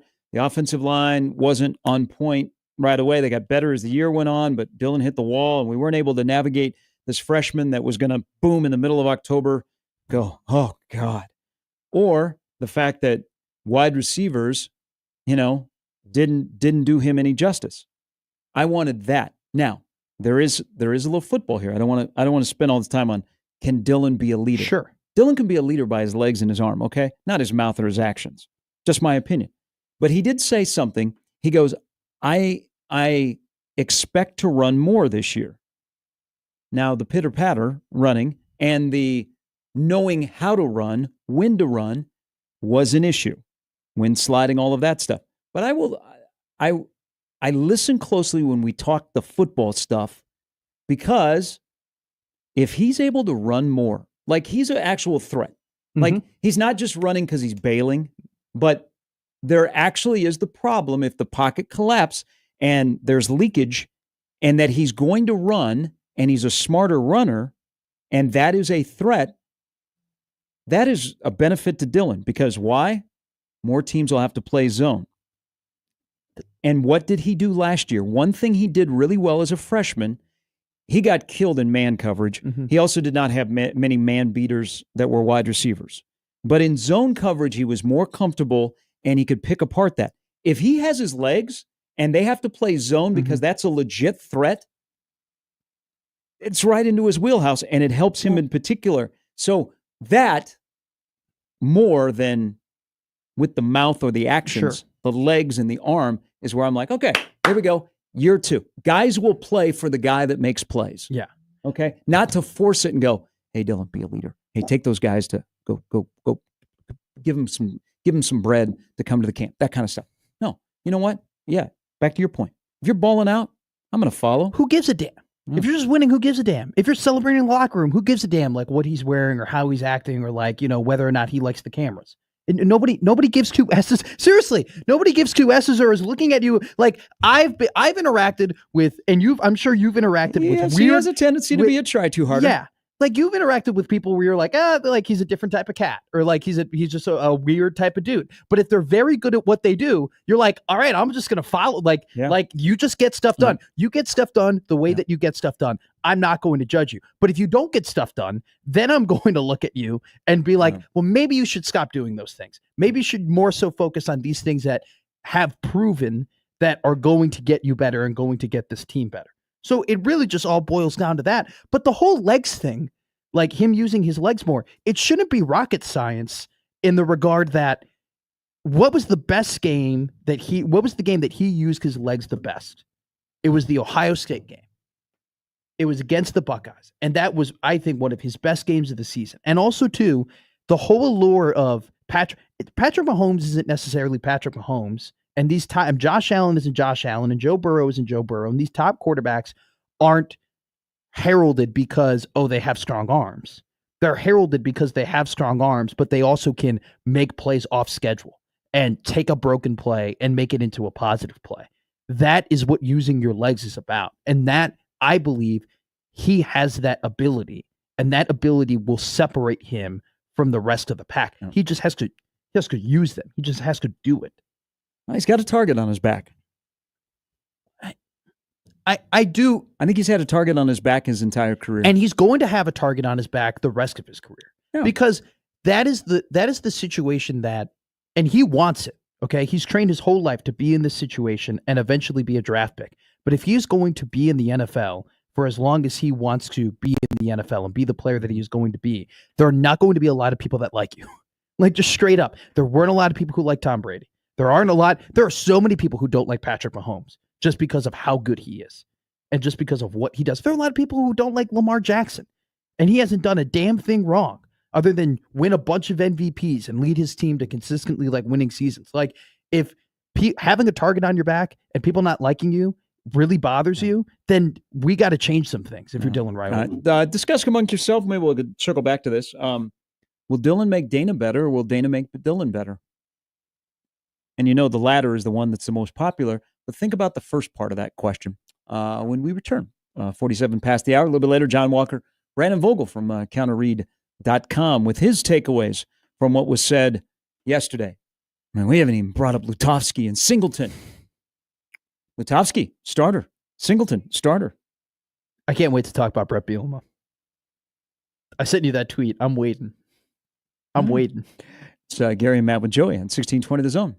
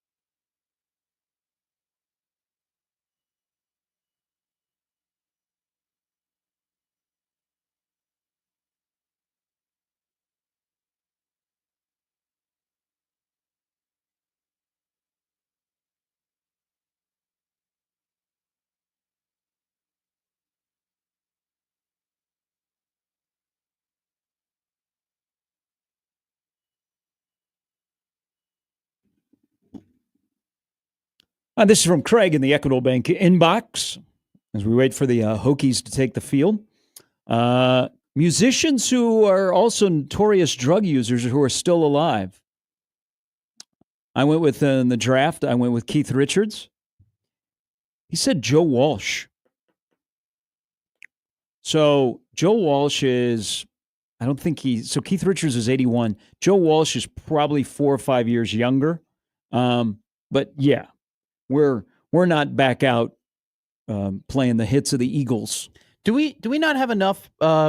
This is so bad. I shouldn't say this joke. Never mind. Now I have to say it. Go on. Context. It is a joke. What I was going to say, though, is do we not have enough bands who are using drugs in music right now? Because I feel like... You think we need more? Yeah, well, I feel like... the heydays of drug use is gone? Usually drugs create the best content in music. That is true. Thank you, Joey. That is a great take. That's I don't where like I was that going. word. I like that. I'm going to call it a take. Why are you breaking the facts. rules for Joey? I say take, it's the worst thing. Joey says take, it's absolutely incredible. Because I just delivered some bad news to Joey, and so I have to make up for it. That his team is the most overrated team. The Athletic says the Packers are the most overrated, the most underrated team. Guys like to take a guess in this survey put out by the Athletic. Who's the most underrated team? Yep. I would say the Denver Broncos. That is correct. They think they'll be juice with Bo Nix. I think Denver is December 14th. Packers at the Broncos. I'm gonna try to go down to Denver for that game when I celebrate Christmas with the family. Joey, you want to make a bet? You a betting man, Joey? Yeah, I want to make a bet. You ever seen a grown man naked?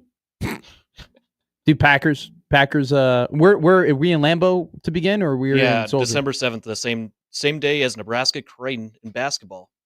Hopefully that game's a night game. Yeah. Because guess who's probably going to produce that game? We'll go with the spread, whatever the spread is. That's what we'll bet. And then you want to do lunch? You want to do a lunch bet here? Yeah, Packers Bears at Lambeau. Yeah, we could do that with the spread though. No, Joey, don't do the spread. I do. If he's so confident. Hey, straight stop, up. stop! Don't. You're not Joey's lawyer. You're not his ambassador. All right. Hold up. We could wait until the season actually. No, which is henceforth the spread. Whatever the spread of the game is what we'll bet. So when the Bears are a 4-point underdog, I get 4 points, and if I cover, I win.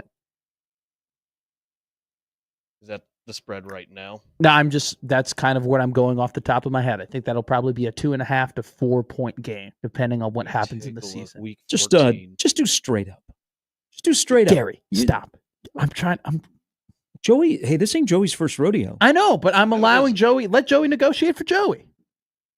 So right now the Packers are listed as a 3.5 favorite. Yeah. Over under 46.5. I'll take the under in that game. Yeah, it's usually low scoring. It's so low scoring. What is it again? 46.5. Jeez, that is not. That could change depending on how the season goes. I do not like how the Packers and Bears played twice in a span of 13 days, and we have to wait until December. The Packers closed like 5 of their last 7 games of the season against division opponents. Yeah, welcome to my world. That's what we did last year. Yeah. It's hell. It's hell on earth. It's the most pressure-packed schedule you will ever have in terms of, why are you doing you have no legs to stand on here with the smallest violin. You root for the Kansas City Chiefs, okay? You have earned it. You have deserved it. You have gone through your ways, but this is just 2 middling teams battling it out right now. Your team's projected to win 12 games again, which is ridiculous. Boy, did you see Mahomes and Rice were playing pitch and catch yesterday in camp? Ooh. You mean like every other team in the league is playing pitch and catch right now? They don't have those two. Did you see that the Chargers were in pads yesterday and helmets? Yeah, because they've been in camp for a while. I know. It's crazy. We're already into Joe Alt looks great. I don't like them because they're in my conference. But good on the Buffalo Bills, who made a decision. Their fans are so passionate. At some point, and I'll wait until Mahomes is out of the league, I hope the Bills win a Super Bowl, but not with Mahomes in the league. They gave their fans what they wanted for their final game at Highmark Stadium. If you've not seen, by the way, the video of their new stadium, hello. I haven't. 2/3 of the seats are covered. It's not a dome, it's outdoor, but 2/3 of the seats are covered. Compared to Highmark Stadium, it is enormous because they're being built right next to each other. And the Titans are they're building their stadium, and there is like hardly any separation from Nissan. I think it's still Nissan or they just rename it to Titan Stadium, whatever it is, where the Titans play now to their new stadium. Yeah, there is like hardly any separation from where it's being built. There's a little bit from Highmark to their new stadium. The Bills' new stadium looks awesome, but it's the final year in their old place, which used to be Rich Stadium. Do you see what they are doing for their fans for the final game? No, what are they doing? They are bringing back the red helmets. That's awesome. Goodness. That is a great look because they've had the white helmets. They've worn blue at a time. The red helmets are great. Red helmets, and they're bringing them beautiful. back. They're bringing them back for their final home game. I think that the Bills, I don't know how I would feel if I was a Bills fan if I get everybody's sympathy route. Like, I don't know if I wanted, like, if everyone's like, oh, I'm a Bears fan now because you guys have sucked for so long and now I want to, like, oh, you should, like, get a win. Like, I don't know how I would feel about it. Like, screw you. I don't know. I root for the NFL. Like, I root in the NFL. Okay, the way Rob that Lowe. the way that you no. The way that you treat college football teams is the way that I treat NFL teams. I hate every team that's not my team. Okay. I can't stand them. As you should. Like, there is no sympathy root for anybody that is in the end. Like, I'm not like, oh, I hope the Bills win. Like, I get, and I'm not saying you, but I'm like, there are genuinely a lot of people who are like, well, like, I really hope that the little guy gets it. Like, I don't want to be the little guy. Like, leave me alone. Like, let me win. I'm just going to win and let me rub it in your face. All right, when we come back, let's credit Trev Alberts, shall we? When we come back? Shall we? Most of you just went, I ain't coming back after that comment, old Sharpie. Halftime. Band is on the field. I hope this is not a foreshadowing, Joey. We've run out of Ozzy songs, so now we're just playing Metallica. No, I wasn't ready. I'll get something planned. Joey. I'll get something planned. Got to be better. Hey, I want better execution. I got too Brandon. emotionally invested on the Packers-Bears rivalry. Brandon on the text has said, that's a bad take, what I just teased. No, it's time to give credit to Trev Alberts. We're going to do it after the top of the hour. Or at least I will. I probably will. I don't have any quarrel against him. He was here and then he left. I had a history with Trev. You have a history with Trev? Yeah. Oh, UNO. You're a UNO guy. Yeah. Oh, yes. This might be a Joey Colbert segment. Hell yeah. Matt Rule, Trev Alberts. Let's discuss. And what else was discussed yesterday? Scott Frost. He was prepared for it. It was perfect messaging. Damn it! I broke the rule. I said his name. Oh, you can say we were good for a week. Hey, you can say his name. I thought we had the rule that we don't say his name. Yeah, it's been violated. Oh, okay. Well, Yeah. I just did it. We're 15 seconds from the last time I said Scott Frost's name. We're back after this.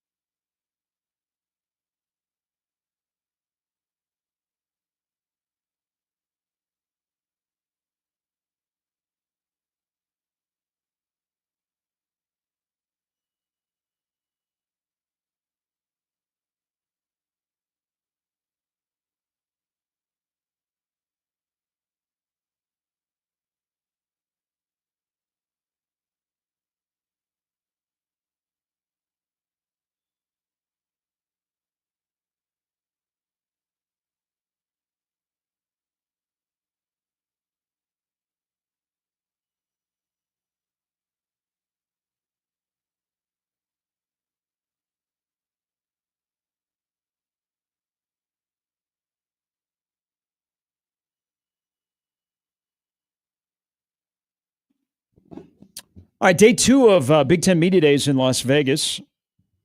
James Franklin, Lincoln Riley. What would be the first question you would ask Lincoln Riley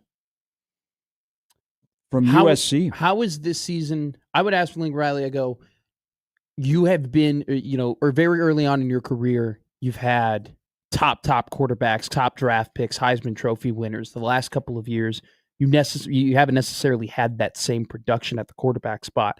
How has that been for you as a coach, adjusting from having guys where you kind of can just let them go and let them play a little bit to now guys where you might have to coach them a little bit more, develop them a little bit more? That's what I would ask. He'll be speaking today. Quick tweet here, and then something just really dawned on me about you two. Me? Both of you. DC says, I did not see this. He said, sure seemed like one reporter on the side table was trying to get every Nebraska player to give some bulletin board material to Iowa. I'm glad that no one took the bait. I didn't. The problem was on the side sessions that I listened to, I couldn't really hear what the questions were. The only question I heard was Sipple's question, because he just has a very distinct voice, and then I knew what I was looking for there. I didn't hear any. I didn't really hear a lot of the questions that were being asked. Iowa speaks tomorrow.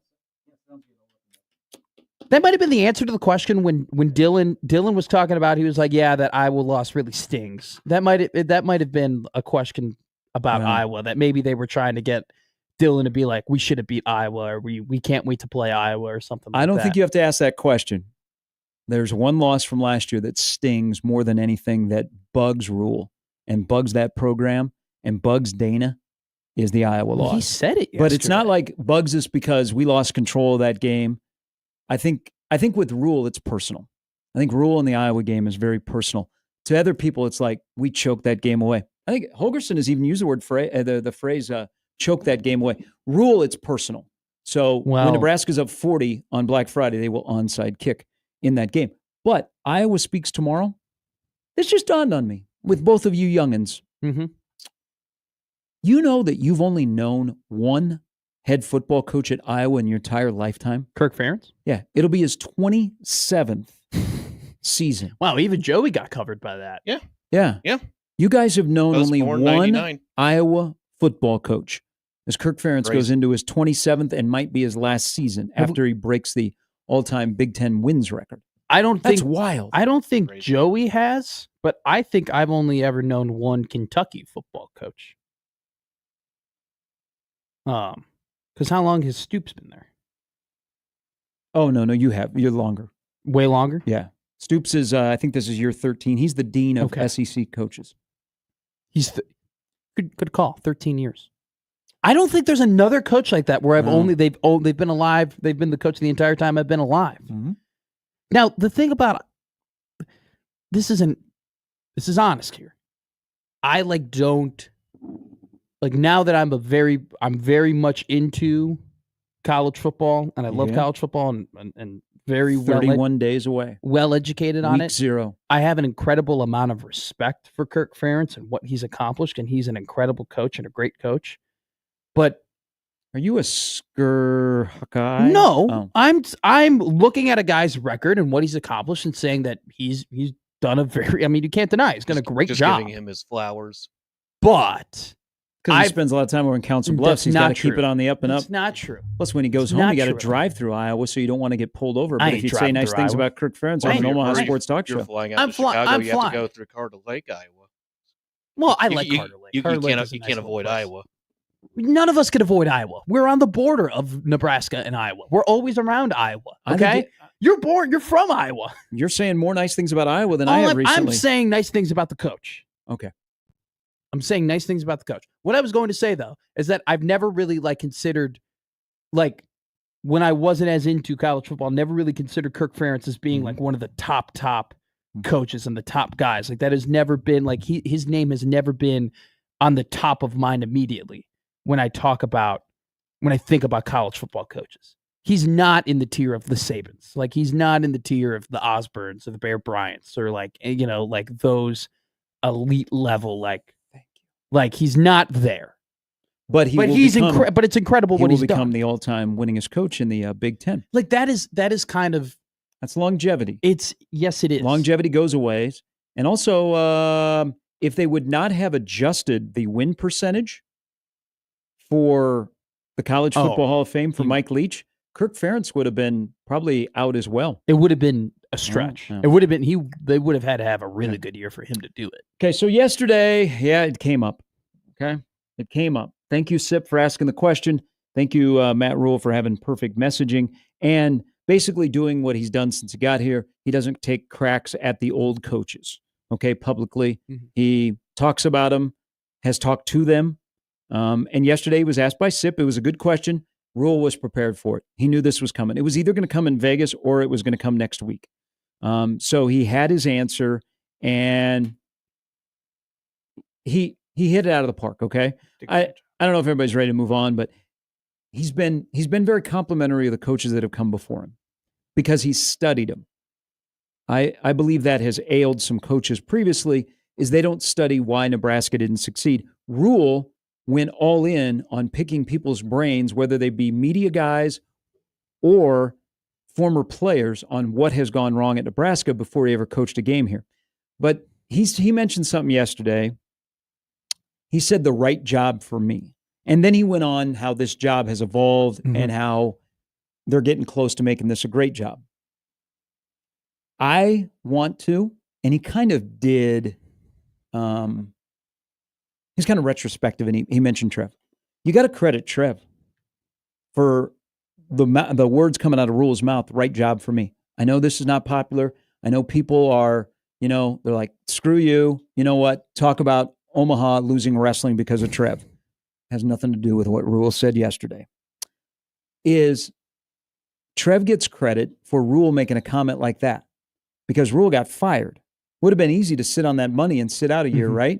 You got a nice place in Carolina, man. You can go to the beach. You can hang out there. They liked Charlotte, okay? You could have been like, I'm getting paid all this money, and then I can watch the landscape of college football or, I don't know, the NFL, but more college football, and then I might be able to choose. It came down to somebody selling what Nebraska could be. And Rule kind of went into that yesterday, and I wish he would have gone a little bit further. But Trev had to sell to a guy that had no familiarity with Nebraska. Hey, come here and be, Captain Sleuth, and we'll, come in and check out the place when nobody knows who you are. He had to sell it to him so that a guy that had no connection here goes, oh, I see everything that's happening here. I see things are starting to happen. This is the right job for me. So when he said that yesterday, I was like, you know what? There's some credit to Trev. And then Rule took Trev leaving and has made the job better because people are starting to believe in Rule. So you start to make that job better. If I'm a booster or I'm somebody that works with you and I don't believe in you, I'm probably not going to help you make that job better. Well, I think that happened in the previous regime. In this regime, with the AD, the president, and the football coach, and more people that have pocketbooks, they believe, so they're helping make that job a better job into maybe a great job in what Rules say, 4 to 6 years? Isn't that the timetable he gave? That in 4 to 6 years, we're going to make this into a great job? No matter how you feel about Trev Alberts and his leaving, he wanted Matt Rule badly to be the coach of Nebraska football. And it just seemed like it just for Trev, it just came back to Matt Rule. He wanted him to be the coach, and he thought that he had the style and ability to be a really, really good coach in Nebraska. And the jury's still out. Like, it's still, we are still trying to decide whether or not it truly was a good hire and whether or not this is heading in the right direction. And that all comes down to wins. But you cannot deny the fact that Nebraska football is in a better spot now than they were before they hired Matt Rule. And that is a big Rule thing, but it's also Trev coming in and putting his foot down and saying, no, this is my guy. This is who I want. And we're going to do what we have to do in order to get him. But I do think too that Trev propping up Rule and promoting Rule and saying you should trust Rule allowed, when they hired Troy Dannon, they wanted, to make sure that they had somebody who had some sort of connection or relationship or was on the same mind frame as Rule. And like that has been, I think Troy Dannon has taken it to another level in a way because he's really just given Matt Rule all the tools he could possibly have in order to be successful. And so, however you feel about the culture and however you feel you about also have the an direction, athletic director who everybody's got an ego. Dannon's ego is kind of in a box. Like Trev's ego was ginormous. I mean, yeah, the guy wanted to run the college football playoff. And that ego has helped him during his playing and professional career, and sometimes it's hurt him. A lot of people have checked their egos at the door, like to make sure that, because they understand the bottom line is if they win, everybody benefits. And if you don't win, nobody has jobs. That's clear. I mean, if you're the president of the university, I think at some point it's going to get you. If you're a player, I think you have to check your ego at the door. But I think if you're a leader of a university during this time in college sports, you kind of have to have an ego. You can't check your ego. Everybody's got an ego, but your ego can overwhelm decision making. Like you had a chancellor who just wrecked everything. That was like, you know what? Hell no, we're not going to make football the front door to the university. Who would want to do that? I don't know. It seemed to be successful at other places. I just think that you can't allow yourself, if you're an athletic director or a coach, to like get run over in this day and age of college football. And you can't allow like the athletic director and the coach of the team should have the best pulse on what the program is and what the athletic department is, and should always have their best interest in mind. And if it means ruffling a couple of feathers and doing things that people don't think that you should do in order to do that, in order to serve your athletic department the best you possibly could, yeah, I'm all for it. I'm all for them. Nick Saban had an ego. I'm sure Kirby Smart has an ego. All these guys have egos, and so you need it. It's just whether or not you're still willing to collaborate with people. Yeah, that's a good word. Like Dannon is still willing to play ball with different coaches and still willing to give in and compromise and do stuff, and he's proven that with some of the decisions that he's made. So I think it's all about that balance. And I also think it's the tools in the toolbox to be in the power chair, because things got started in the previous regime. They got finished in the current regime.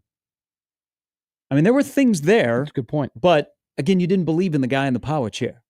Okay? Now you believe in the guy in the power chair. So you're taking projects to the finish line, and then you're taking them beyond the finish line. So you're not just, okay, we started this back in 19, we got to finish it. Now you're like, okay, we finished it. What do we do next?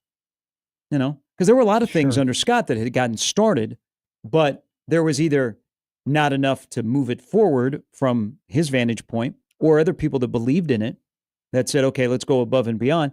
Then a guy gets in there and he's selling his vision, and he's a communicator, and he can tell you what the virtues of doing this. Then people are like, okay, I see it. You got to sell your vision. Just like he was sold his vision on what Nebraska could be. Mm-hmm. He has sold his vision to other people that are like, okay, I'm in. Okay, let's get this done.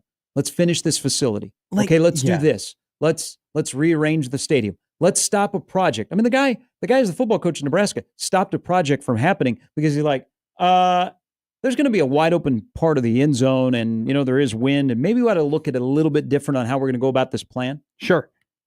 I think also too, though, I love the comments from Rule, because I think from the outside looking in, we have always assumed that Nebraska has a ton of resources, and they do, and they have, the excuse has been, how do you have so much care? How do you have so much passion and so many resources, and you haven't been able to win?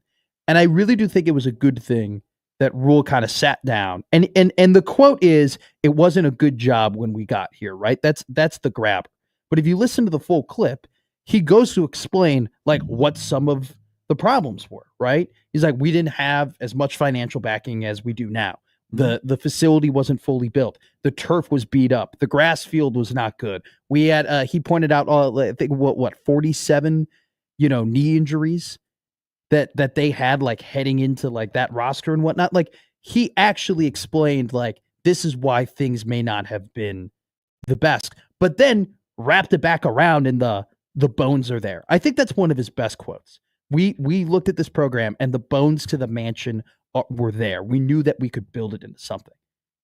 I think that's a great way of putting it. And I think that's why Trev today is probably not good for Rule. That's why Dannon is better. Because I think Trev was good at selling a vision. and selling, hey, this is what it could be. But I don't know that moving forward, they could have walked hand in hand just because of their different wants or different what I want to do next. But selling someone a job where, hey, it might look from the outside, it might not look great. And you're going to get in here and you're going to see like, man, there's some dust in the corner. But you know what? There's a broom right down the hall that hasn't been touched in a long time to come clean up that dust. So when he said that yesterday, I was like, Trev did a really good job of selling it. Now, Rule has to sell Nebraskans on Rule is the right guy for the job. I think in terms of like, I can't explain how important Dannon being hired, I think in my opinion, for the athletic department was. Because the last thing that you needed was Rule to be making progress and cleaning up the place with the broom that you were saying, and somebody walk in and say, oh, no. I don't believe in this. This isn't how we do things. This is, I've been at these different places. You need to adjust your style to this. Dannon, to your analogy, walked in, looked at the cleaning job that Matt Rule was doing and said, hey, keep doing that. And by the way, not only keep doing that, do you need more to do that? Do you need more brooms? Do you need better people? Do you need better employees wiping up this crap for you? Like, do you need this? And he's provided that to him, and he's allowed him to do that. Well, how many other guys could get away with bringing up Scott Frost and Trev Alberts at Big Ten Media Days? And people are like, okay. That was happening with Matt Rule yesterday. For a guy that's 13 and 12. There were people who were tweeting like, oh, Matt Rule's on fire right now during the side session. And I immediately get the eye roll when I read a tweet like that, because it's like, it's one of those things where we're at the point, it's like, you want to win on the football field and whatnot. But again, he's in his element. He's very good at those settings are long form stuff. He's really good at. He's always been that way. But I do think that what I mean by that, though, I have the automatic eye roll, but I was watching the clip and I actually was like, he is on fire here. Like, he actually is rolling. Like, he actually is like bringing up really good points. And like, I think it's just kind of he said that before. I'm not downplaying what you're saying. I don't like to get caught up in it. He was just, that's who he is. He's, he's always selling the program. Okay. And he does a good job of, as you notice, he also did something yesterday that he's got the gift of an orator where he kind of knocked his special teams, but didn't. And when did he say that? So he was talking about Eckler. Okay. And he weaved in that they struggled a little bit last year, but didn't fully throw special teams under the bus. Yeah. And he loves Foley. Talked more about Eckler, but weaved Eckler and last year's trouble together to make it sound like a positive. He's always a positive guy. I mean, he always speaks positively. And and he's a grinder, man. He's not the easiest guy to work for. I mean, God, no. They've had behind the scenes, they've had a hell of a turnover. I mean, it's a revolving door because he's a grinder. But if you grind for him, he will take care of you for a long time. It's just in those settings, he does a good job of, he doesn't destroy people, but subtly, if you listen close enough, you'll be like, yeah, he didn't like that. Well, he didn't like that. He doesn't like the narrative of people around here think that the defensive line is going to struggle this year. So what are we going to do? Yeah, I'm going to go to bat for my guys that are currently there. I think so. When Ty and Nash were great, but we got the next Ty and Nash. When he talked about, this job wasn't good when I first got here, the first thing I immediately thought was I had multiple friends who worked in that football department under Scott Frost. And when Rule came, it was like after a week, they were more tired than I have ever experienced. I mean, they're like, it is so different. It is so much different from all the work that we're doing to the type of work that we're doing. Like, we have never, the quote was, we have never worked harder. And that was just I think that's just how he does things. And I don't expect that they've taken a step back from that or anything like that.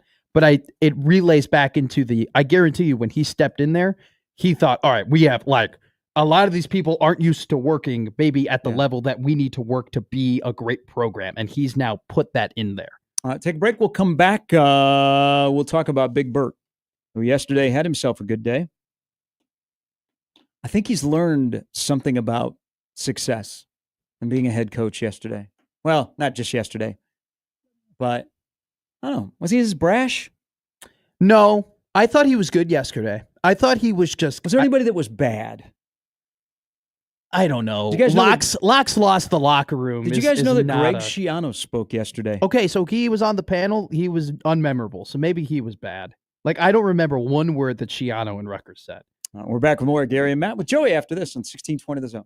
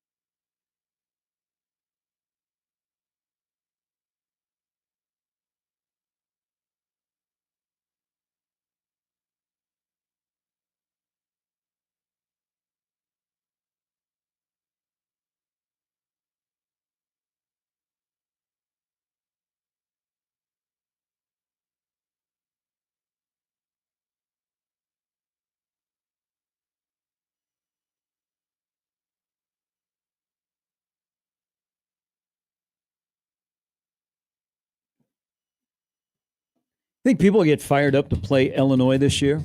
Like it's a big deal on their schedule. They talk about Illinois? Yes. I would say Indiana would be fired up because that's their first conference game. September 20th, going to be a good day in the Big Ten. I think that's Michigan, Nebraska, and Illinois and Indiana. That's probably both those teams' biggest games this season. They play better opponents, but I think that if whoever wins that game has the inside track on being the fourth team of the college football playoff. I do think people get fired up to play Illinois, though, because they've just been so hyped up that now everybody, like, there's no longer a dark horse.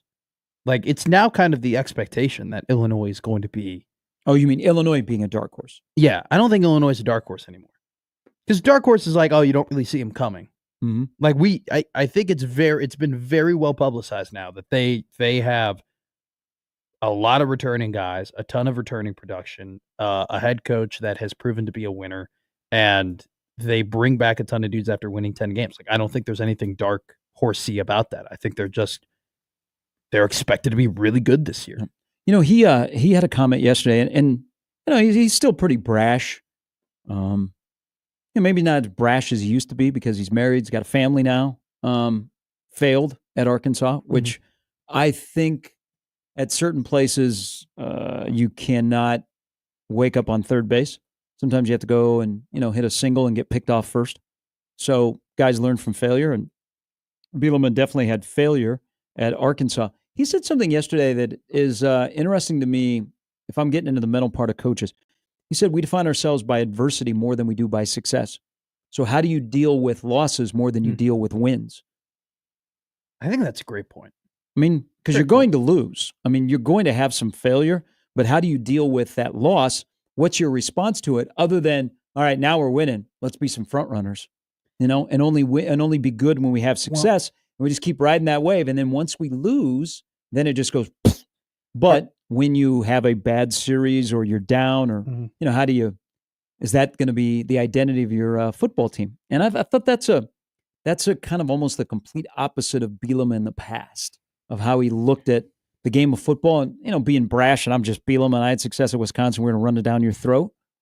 Oh, he's evolving. They're another part of the Big Ten, of that non-Penn State, Ohio State, Oregon, Michigan, that 5 through 10 has a shot to be a toss-up. Yes. And being in that group isn't necessarily a bad thing. And that's the group that Petitti is talking about, that, you know what, if they go 6-3 in the conference, hey, playoff. He made a little comment yesterday that it proved to me that how connected he is to Illinois and how connected he is to where the program was and where it's going now. Mm-hmm.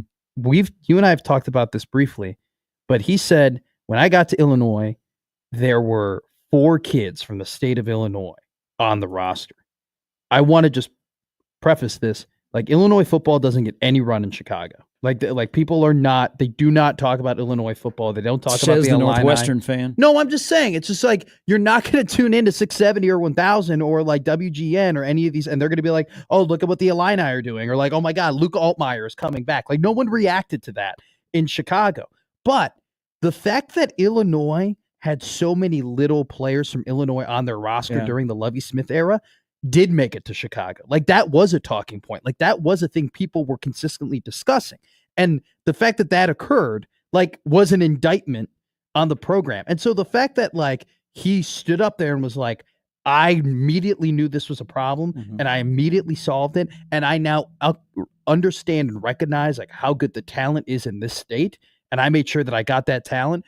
It just made me think, like, all right, this guy is really good at just connecting with, like, what you have to do in certain colleges in order to win. Didn't he say also they have 5 sets of brothers?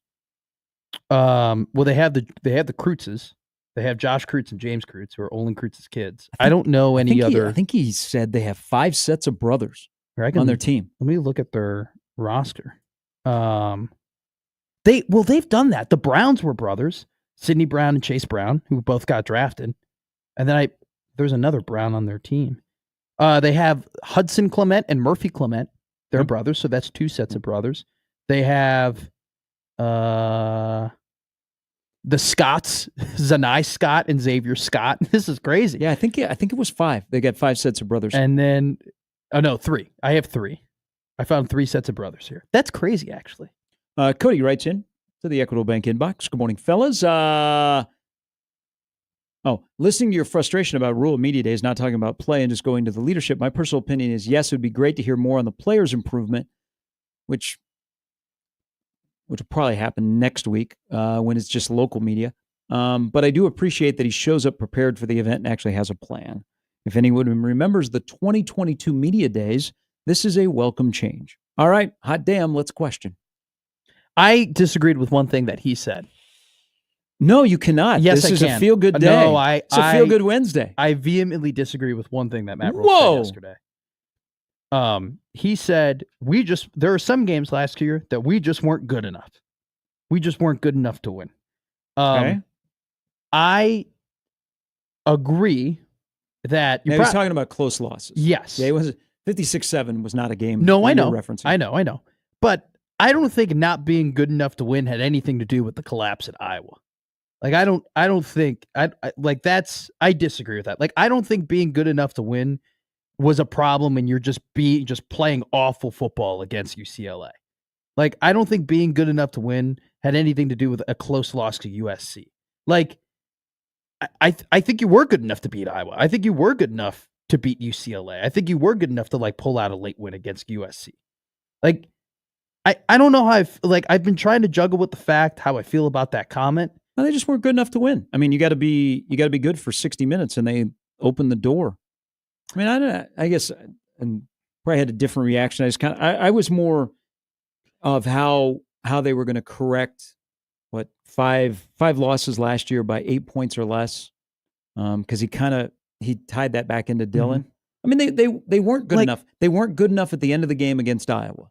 Well, so they didn't play. Yes, they did not play. But they're not good enough to pick and choose their spots that they're a good football team. I don't think though that they're lacking in talent though to Iowa to the point where it's just if you just execute better, if you just into that. Yeah, I probably am. I mean, but if you just play better special teams, we just weren't good enough. At the end of the day, sometimes some people in winning moments are better than you. That's why you got to correct it. It was part of that whole question. I think they weren't good enough to win those kind of games. They weren't good enough for 60 minutes to pull an unbelievable upset in Columbus or hold on against Iowa. That one I agree with. Like the Columbus game, I agree with that completely. Because if you're just better skill-wise, you end up winning that game.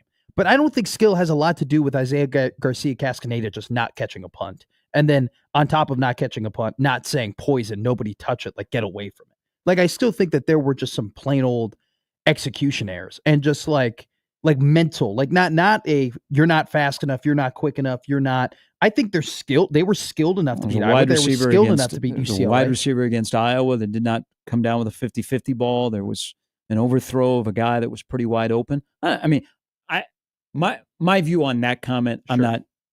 Yeah, I was more of he tied it into Dillon about Dillon wants the ball. There are some people that have a clutch genie, and then there's some that are not. But I always wonder about close losses, and I mean, it's been an epidemic around here, is it fall on the players or the coaches? Because there's also something that he said yesterday, because he was talking about Dana, and not necessarily John Butler or Eckler, but more on the offensive side, where he can see the game differently, and he's not in the middle of it, he's above it. And so if you wonder, hey, how come we haven't run mesh for a while? You're observing. So these close games that Nebraska has to turn around, and I always jokingly say, the best way not to have a bad record in close games is don't play them. Don't put yourself in that position. If you know that the DNA of your football program is, we're going to F it up, don't be in those games. Sure. I know easier said than done. But in close games, and this is kind of a toss-up if you look at this long stretch of Nebraska not being able to finish the deal, does it come down to the players or the coaches? Do you have a clutch gene? Does a coach have a clutch gene or does a player have a clutch gene? I just think when you make the same, oh my God, how the hell did you make that mental mistake again? Is that coaching or is that just the player? That's coaching. Okay. To me, that's coaching. Let me put it this way. They were skilled enough to beat Iowa. They were skilled enough to beat UCLA. They were skilled enough to beat USC. And they didn't. But they went in the offseason and they grabbed, and if, in my opinion, some of that has to do, like, I'm not going to say it was all coaching, right? But a lot of it has to do with coaching. And they went in the offseason and they addressed that. And they hired different guys and they moved guys around and they put themselves as a coaching staff in a position to make sure that, hey, we are not going to let bad coaching take away from the skill that we have that loses us these games. So when he says we just weren't good enough, what I'm thinking is like from a player talent perspective. Like I think from a player talent perspective, you are good enough to win those close games at the end. No, I mean, you could say you could make a case for either side. Sure. Because you could say, we weren't good enough. But all of a sudden on a key point in the game, our tackle is a turnstile and he gets whipped around and he sacks a quarterback, and that quarterback who knows better fumbles the football. We just weren't good enough. He could have said, hey, man, just a bad break on a punt where it touches our guy and we tell him to get away from it and stuff. But it was we weren't good. We weren't good enough. And it's our goal in 2025 to find a way to be better in those moments where mentally I know that I cannot allow a sack here because this game might be trending towards overtime and we don't want to give up the field position here. So whatever happens, if I got to tackle the guy, I'm going to tackle the guy, but I'm not letting him get to my quarterback. Or the quarterback knows, hey, if you're under pressure, go down. Okay, do not put yourself in a spot where you're going to fumble the football. I mean, all of those little things. So I didn't. But that didn't.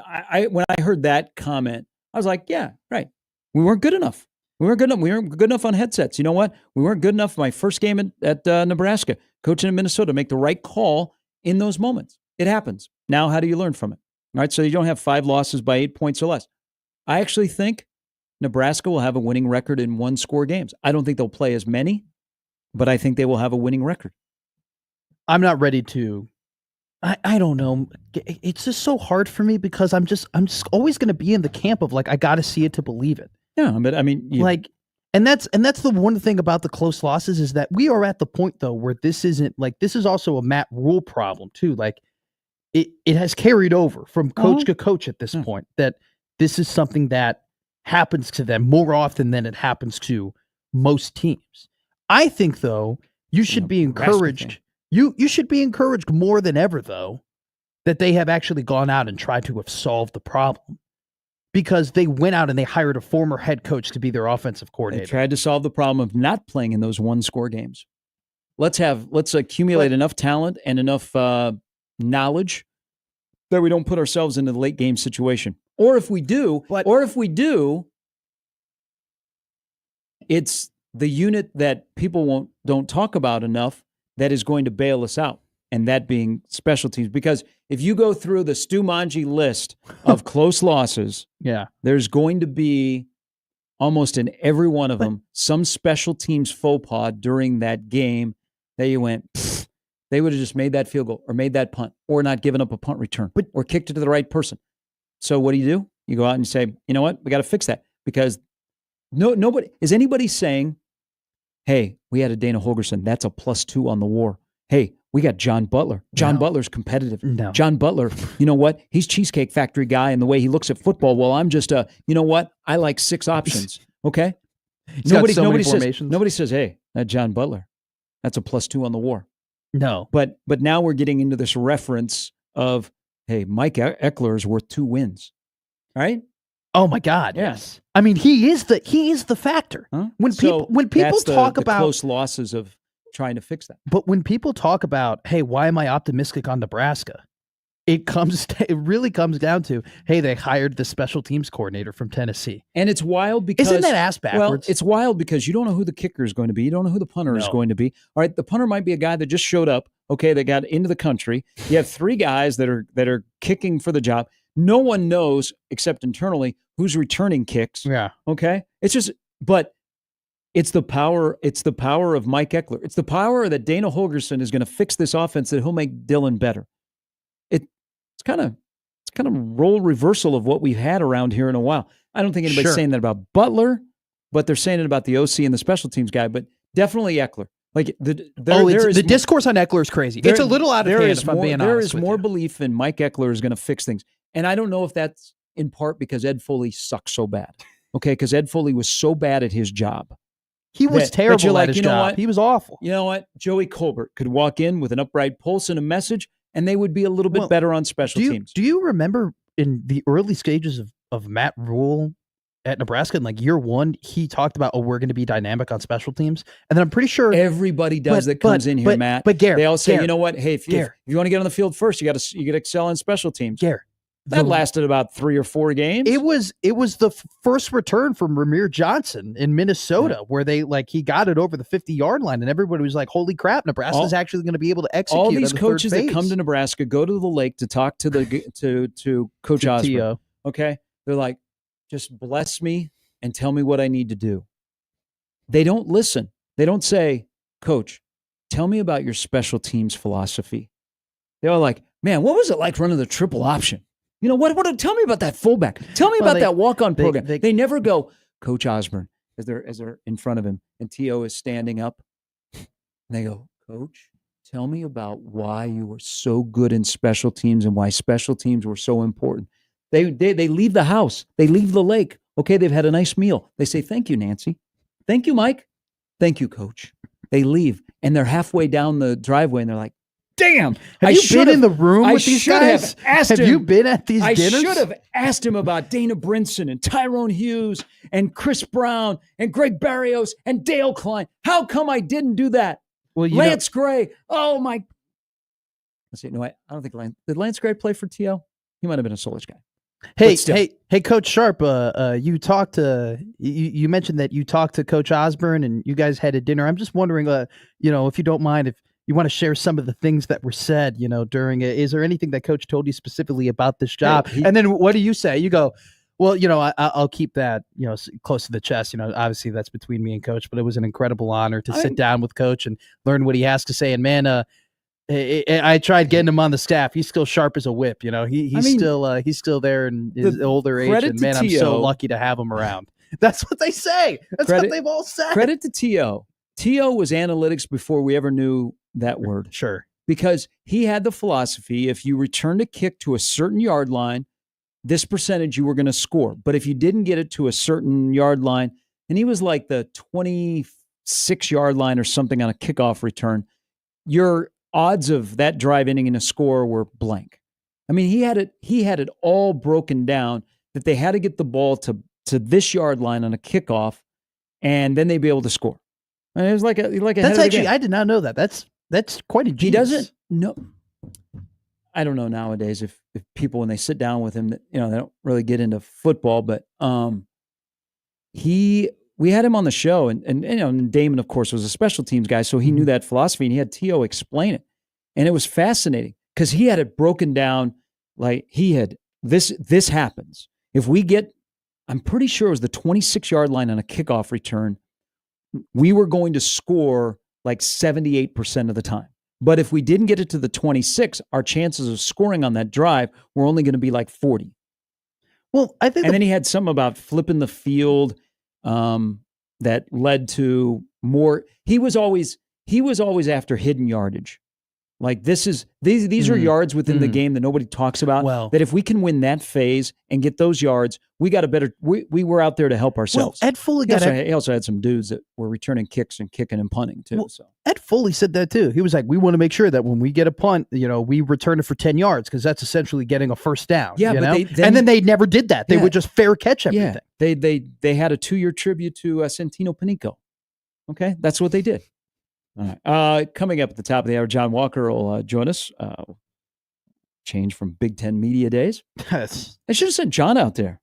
Well, he would have written. He is a football guy. Well, how about this? How about you send Walker out there and he just asks them a bunch of random ass questions, like he did with Mac, but he does it with even the players. No, because he would have asked Dylan like the Big Ten Network did about Mahomes.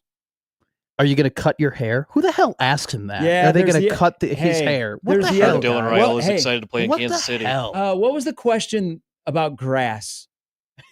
Like, I didn't get apparently there. Dylan said he just asked Patrick to make sure that the grass is pristine. Well, the lady on the Big Ten panel was like, looked at him and goes, obviously the Kansas City game has an incredibly special meaning for you, Dylan. But Henry, how is it going to be for you being in that stadium? And Dylan kind of looked at her like, what the heck, man? Like, Well, I was there for the AFC title game. You're kind of hunched over like him too. Well.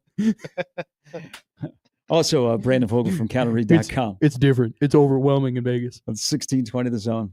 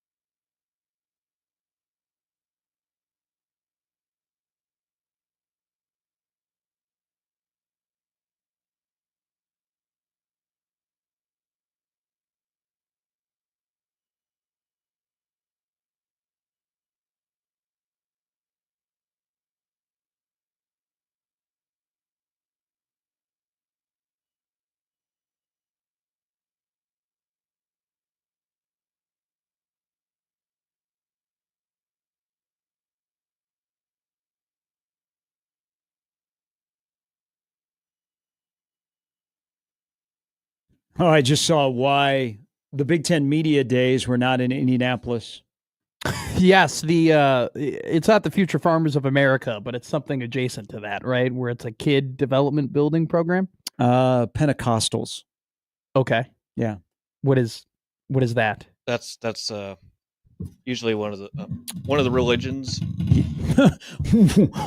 Yeah. Yes, Joey, it is. You're not familiar with the Pentecostals? There's a lot. There's a lot out there. It's there are a lot of. We're not going to get into that. I'll pull that punch. So it is. It's an event for teenagers and young adults. So it's the NAYC Pentecostals. You know why you never heard of Pentecostals? No. Okay. No, I haven't. I don't know why Tony Petitti should lie more. Like why? I think it would have. He should have just said. Nebraska Ball Mike thinks he's a moron. No, I think he should have just said. Oh no, this was definitely an ode to the West Coast teams. We're so happy to have them here, and the sacrifices they have to make from time to time in terms of the travel schedule, and we're trying to do a better job, and so on and so forth. But we just wanted to make it easier for them to get to this place because we are so gosh darn it happy to have Oregon and USC and UCLA and Washington in the conference. Just say that. Who's going to push back against that? Instead of being like, oh, it's a logistics issue. No, I like that it's a logistics issue because he has to play fair with Indianapolis. And that's where his football championship game is. Good point. That's where his conference basketball tourney is in the rotation. So he doesn't want to tick off Indianapolis. So I'm glad that he said, yeah, we had a little, there's something going on. So that started today. Boy, Signetti and the Pentecostals. That sounds like a great folk band. Could have been going on at the same time. But he did then throw out this, that the men's and women's basketball tournament will be in Vegas. The 2028 men's tournament will be at T-Mobile. So this upcoming year, it's at the United Center, and then it goes back to Indy, and then it'll go out to Vegas, which I was not a fan. Delaney, when they made the inroads in the East Coast, they went to the Verizon Center in D.C., 17, and then they had the ridiculous idea of playing at Madison Square Garden, where they had to play the Big Ten tournament a week before the Big East, because the Big East owns MSG.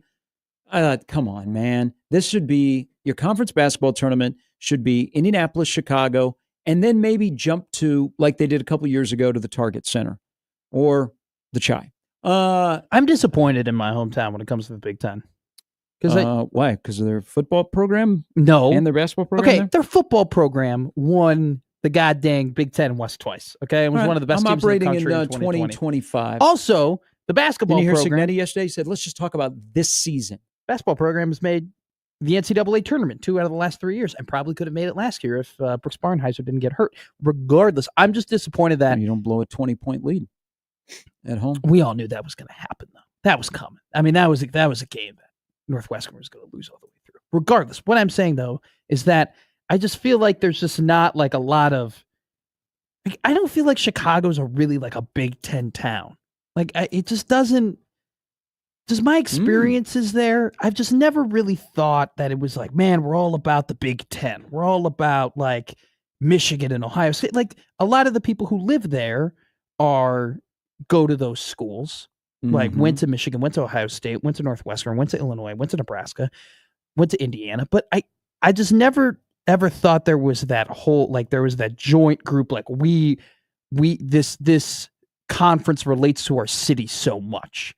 I feel like there are more people who are closely connected to Notre Dame and what Notre Dame does and have way more pride in Notre Dame than the Big Ten Conference. Like, when the Big Ten championship, the basketball championships come to the United Center, it wasn't like everybody wasn't texting each other being like, hey, let's go and see a couple of games, or let's go to the UC, or oh my God, this is such a hot ticket in town.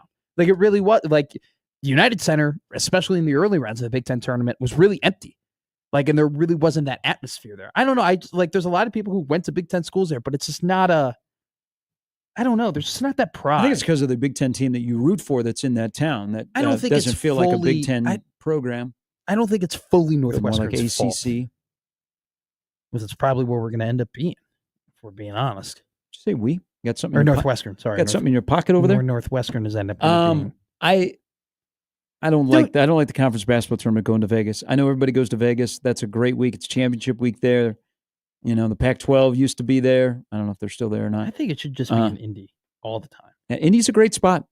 But, you know, Chicago is not bad. People like to go to Chicago and they like to be at the United Center. Yes. No, I'm talking from a city perspective. I'm not talking from like a traveling Big Ten. Like, you know what? Some of us like to go to visit Chicago. You hated living in Chicago. Some of us, like Joey and myself, we like visiting Chicago. I didn't hate traveling living in Chicago. That's Living in clear. Chicago was a pain in the ass from time to time, for sure. Okay. Some people say don't live in Chicago, just visit it. I mean, that's honestly not a bad. That's what they say about Omaha. No. They say live in it, don't visit it. I love living here. Yeah. I agree with that statement completely. Yeah. I'm just saying, I just don't. There's just the pride amongst the people who live there. Like, I just don't think there's a whole lot of rah rah shish kumbah. The headquarters is in Rosemont. There's a lot more. There's a lot more to do. That's probably why it resonates a little bit more in Indianapolis. There's more to do in Indianapolis than there is Chicago. No, in Chicago there's more to do. So sure. It's not a frontline thing. When the Big Ten basketball tournament, men and women, are in downtown Indy, it's a big deal. It's a great location. But you also know that there are 49 states that play basketball, and then there's Indiana. I'm aware of that. Yeah. Well, that's why I like it in Indianapolis, because it's like the SEC. It just means more.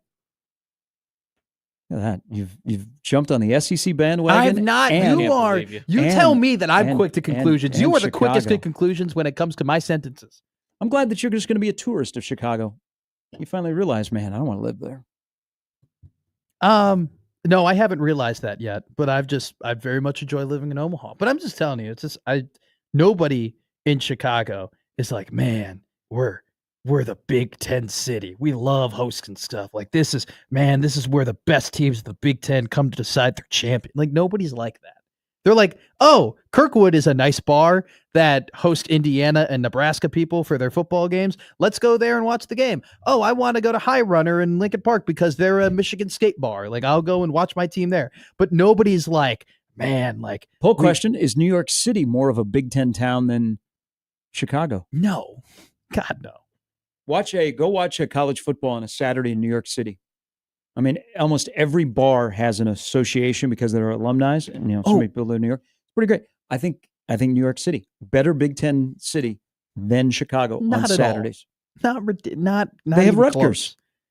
And Chicago is everybody. That's the thing. There's a bar everywhere in Chicago. I don't know when last time you were in New York City. They have everybody as well. Is there a Northwestern bar in New York City? There is. Almost every Division I FBS football team has a designated bar in New York City. I'm going to be honest with you. I don't even know if there's a Northwestern bar. When College Game Day was down in New York City, they provided a map with all the different teams that have their own bars. They're everywhere. The East Coast is a basketball college area. They like their basketball over there. They also because most places don't have a college football program. Their Sundays are greater than Saturdays. Oh, big time. Yep. And New York City greater than Chicago, right? No, God no. Stop. Okay. Just asking. I was just asking. You wanted to say it. No, okay. I've never been to New York. And I don't plan on going until in 2 years. You'll enjoy it once you're My there. sister's there. She goes to university out there. John Walker will join us next on 1620 The Zone.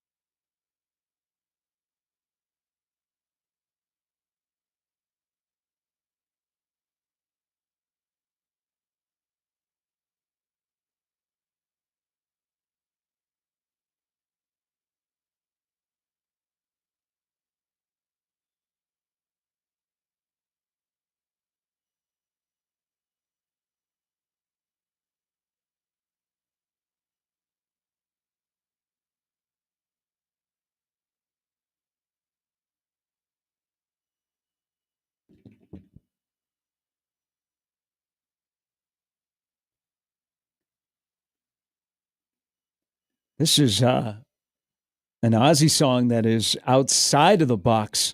Nice job, Joey. Nice job by John Walker of the Omaha World Herald, who joins us now. Good morning. Good morning. What's up, guys? Were you at any point in your life where you had hair? You were an Ozzy guy, Black Sabbath? No, I dabbled, but I think I'd be fictitious in saying that I was ever an Ozzy guy. Okay. Well, rest in peace to a real one. Were you I strike you as like a Blink-182, Weezer type dude. Am I wrong there? Did I classify you wrong?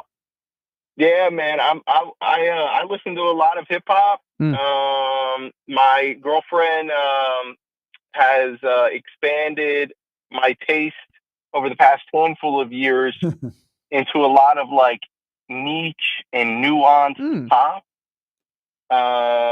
So yeah, that's it. I listen to a little bit of rock. I listen to in alternative. I listen to some Blink-182, but I don't know if I'd say I listen to them regularly. Okay. Yeah. You learn something new every day. Hey, I don't want to. People say, "Well, John Walker's just a basketball guy," but they don't know your previous life. You covered a lot of football. I want to tie these two together. Which committee gets more scrutiny, and which committee gets it right more often than not? The Men's College Basketball Committee to determine the field of 68, or the committee to determine playoff teams in football? I'd probably say the NCAA tournament committee probably gets more scrutiny purely off of volume, because at the end of the day, like 68 teams are probably going to be unhappy with where they're seated. Or let's say 64. The 4 1 seeds are probably okay with that. But yeah, 64 teams a year are probably like upset with where they're seated for one reason or another. You know, go ask Pat Kelsey. And I think it's an easier field to set with college football, especially in the years before last fall, where it was just 4 teams. Like, we used to just let a computer decide what 2 teams were going to play for the national championship. And so it was a little bit easier for people to stomach, you know, yeah, there probably are only 4 teams capable of winning a national championship. These are the 4. Obviously, the teams who got 5 and 6 those few years, they were heated, rightfully so. But, you know, 7, 8, 9, 10, they're not complaining that they didn't get into the CFP. So I think it's probably a split decision.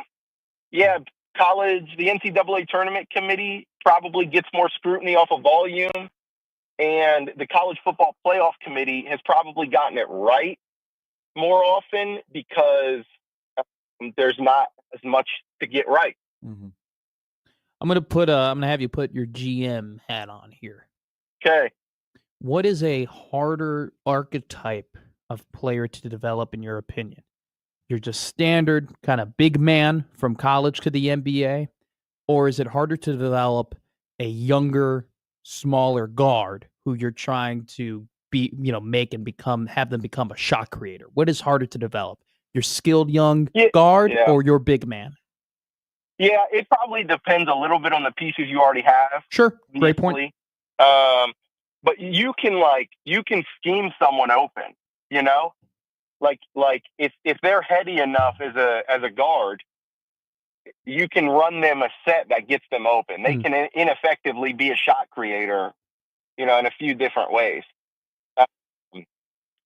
But, you know, a lot of big men in today's game, especially traditional, it's like a lot of ISO opportunities on the block.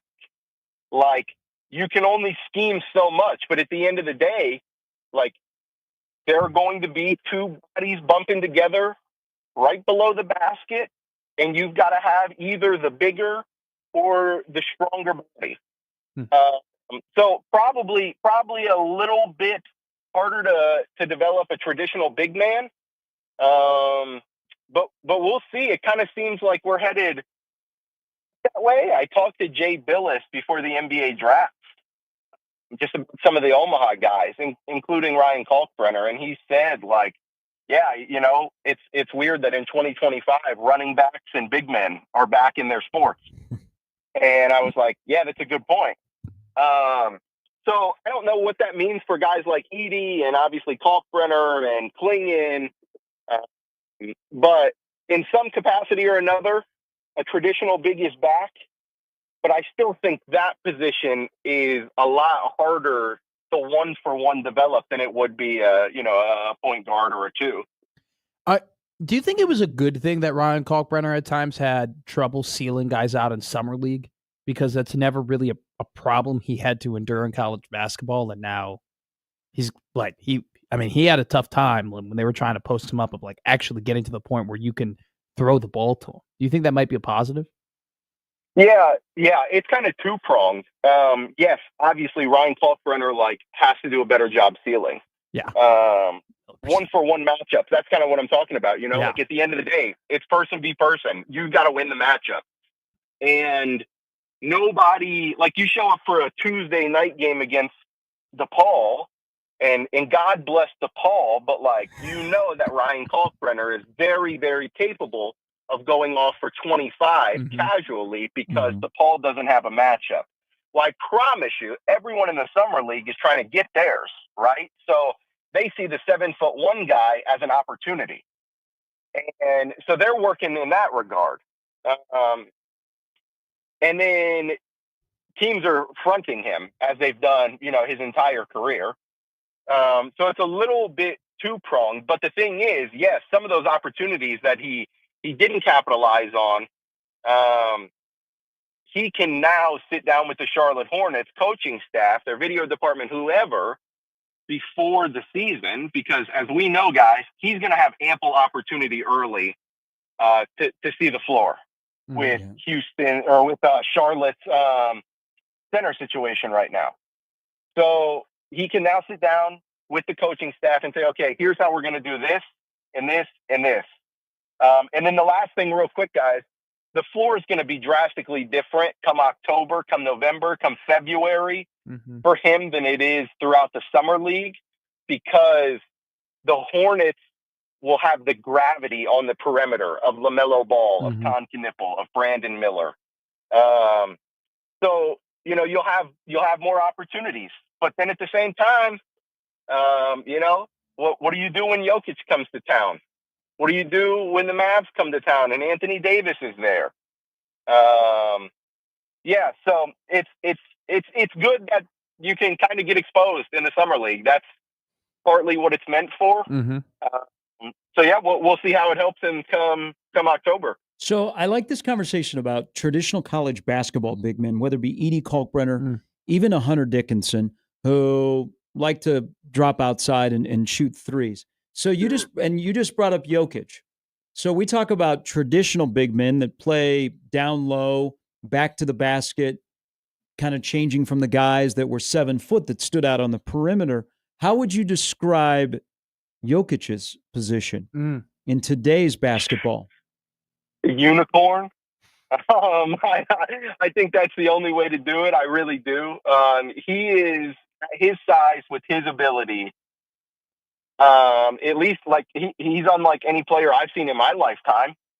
And I haven't lived a lot, but he's definitely unlike any player I've ever seen. And to do it at that level. So I don't even know what you want to call Jokic. Yeah, a unicorn, really? Because the things that he's able to do at his size are just insane. Let's use Hunter Dickinson, for example. One of the big parts of Hunter's game is that he sees the floor extremely well. His kickouts are usually exactly where they should be, and not in terms of the physical pass, but the read. He knows where to go with it. Jokic runs the point for the Nuggets. It's when another big man is praised for passing out of the post so well, it's okay, but they're not bringing it up the floor at 7 foot 260, whatever. They're just not doing that. A unicorn, I think, is the only appropriate way to describe Nikola Jokic. It started I think this whole conversation really began in 2020 with the Lakers, with JaVale McGee and Dwight Howard, and how they were just bangers in the paint, right? And that's when the Lakers had their most success with Anthony Davis, because he couldn't really provide that. And we've now kind of seen this trend of, like you were mentioning and like Gary was talking about, big men coming back, rim protection being incredibly important. John, do you think there's room for the 7-second or less offense to maybe come back and make more of an impact in the NBA, because teams maybe want to go quicker and not allow defenses to settle in and allow their bigger men to protect the paint? Yeah, absolutely. Especially when you get more and more teams that are going to run this two big lineup. Yeah. The Thunder, the Cavs, the Mavs. When you get teams that fully buy into that trend, absolutely. Because it's what goes around comes around. Like, everything repeats itself. And that's true in basketball, that's true in football, that's true in baseball. Like, yeah, absolutely. The more and more teams that go to this double big lineup and try to get bigger, well, one team at some point is going to say, what if we got smaller and faster? And then you'll see the pendulum swing back to that. So yeah, absolutely. It'll come back around, sooner or later. It's just a matter of when. I want it back. Hey, let me ask you about Nick Graves, because he spoke last week.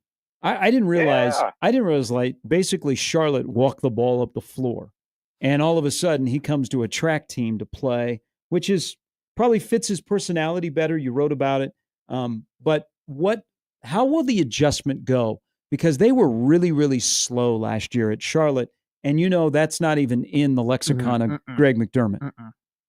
No, it's not. Charlotte was in, like, the bottom. I think Charlotte was the bottom 5% of college basketball teams in pace last year, like 280th something out of 3 whatever. And surprisingly, when I looked into this the other day, Creighton was like 215th, which, as we know, is like not typical around here. So it was really just kind of a product of the injuries they went through and how they really had to anchor into the offense and build it around Ryan Colfrunner and Stephen Ashworth. So it'll be different for both parties. It'll be drastically different for Nick Graves, of course. But he said, I like to play fast anyways. So, and I should have asked him, well, why'd you stay at Charlotte for 3 years then? But so no, he said he likes to play fast. He does not look out of place whatsoever in Creighton practice. He's fitting right in. I think Ty Davis is going to be a really good player. He's been a very vital part of the Jays offseason. But it's so hard to replace a fifth-year point guard with a sophomore. Yeah. And I think we might have talked about that last week or the week before. I said that somewhere else. It's just so hard to do that. And so what I looked for in Nick Graves early was to just have a sense of comfortability in an offense that, of course, he has to be uncomfortable in so far. And he kind of looked steady when I watched a couple of practices last week. He never really looked flustered, looked sped up. Asked questions. He wants to learn this offense because it's unlike anything that he's played in over the past handful of years, and we'll just kind of see how it works out for him. And as far as Creighton goes, like, they're going to get back to playing fast because, as we were just talking about, guys, they're going to have a smaller lineup. They'll be positionally bigger than last year's team. But you don't have a 7'1" anchor in the paint. So, they're probably going to get up and down the floor a little bit. They went out and got enough guys to make this roster deep enough, talented enough. And Greg McDermott said that he wants to get back to playing more people, more minutes. Well, that would imply that when people are on the floor, they're going to go. So I like what I saw from Nick Graves early. A column out on Friday morning, kind of talking about some of the expectations that these guys have set. and how they've looked in practice so far. But yeah, I'm a big fan of what I've seen from Nick Graves. Great stuff. Always appreciate the conversation, my friend. Thank you. Thanks, guys. Thanks, John. That is John Walker from the Omaha World-Herald. They'll find a way because Mac finds a way offensively to figure out how to run an offense without 11. It's the defense. I mean, our appreciation of a 4-time Defensive Player of the Year in the Big East, I think, will grow even more this year. Just things that he did that you just took for granted after 4 years. You're like, Cook's got it. Impacts the scouting report, all of that kind of stuff. Have you ever watched Game of Zones? It's like the cartoon from Bleacher Report that's about... No, it's really funny. Game of Zones? Game of Zones. It turns the NBA... Bleacher Report has a comic? It's a animated series. I think it's like 55 episodes where they turn NBA... They basically do the NBA in Game of Thrones. Like everybody is a knight. Everybody has a house. Like there are... like Jon Snow's character is very close... Kevin Durant's character is very closely related to like Khaleesi, like going to Westeros and some stuff like that. Like there's like Okafor, Jaleel Okafor is like Mordor. He's the guy who's like holding the door or whatever. All this to say, the very famous, the always famous quote from that cartoon is Mike D'Antoni's character saying, "Half the defense, double the offense," to James Harden, and James Harden like exploding. That's what Crane is gonna do. They have half the defense, but they have doubled this offense with, and I don't know. That's hyperbole because their offense was already pretty damn good last year. But the options that they have and the styles of play that they can have on the offensive end with the athleticism and the shooting and the variability between what they can do on the nail and what they can do on the block, like they could be so creative on offense where, yeah, it might be bad on defense, but like as long as you don't give up 110 points, you know, like hyperbole again, but you know what I'm saying. Thank you for bringing that up. This is the first time in a long time I've looked up Bleacher Report. Game of Zones, it's incredible. It's so good. It's so funny, especially if you like Game of Thrones. Does Bleacher Report have many writers anymore? No. They have been gutted. And they're now, I don't take them as seriously anymore. And they do way more digital video stuff. Mm-hmm. Like they'll send me a notification, be like, "Oh, hey, we're talking about this." And it'll just be two random guys that I've never heard of before, like on a video chat talking about the Bears. And I have no interest in that. I'd never seen actual humans whenever they post anything. No. It's just random graphics or random piece of news. There's so many better outlets now, though. Yeah. Like I much rather read The Athletic. Bleacher Report, SBN Nation. No. Those were bumping back in the day. I'd much rather read ESPN or CBS or Athletic or any of like Husker On 3 and 24/7 and all of those stuff than Bleacher They got Report. against Rivals. Well, Rivals and On 3 are combined. Are they? I now have a I know they're combined. But doesn't like Tim and Zach don't do stuff that is on 3, do they? It sends you to a different website. Because they still both have their separate websites. They do. My subscription gets honored, though. Because I had one and not the other. I'm not going to reveal which. I just had one, not the other.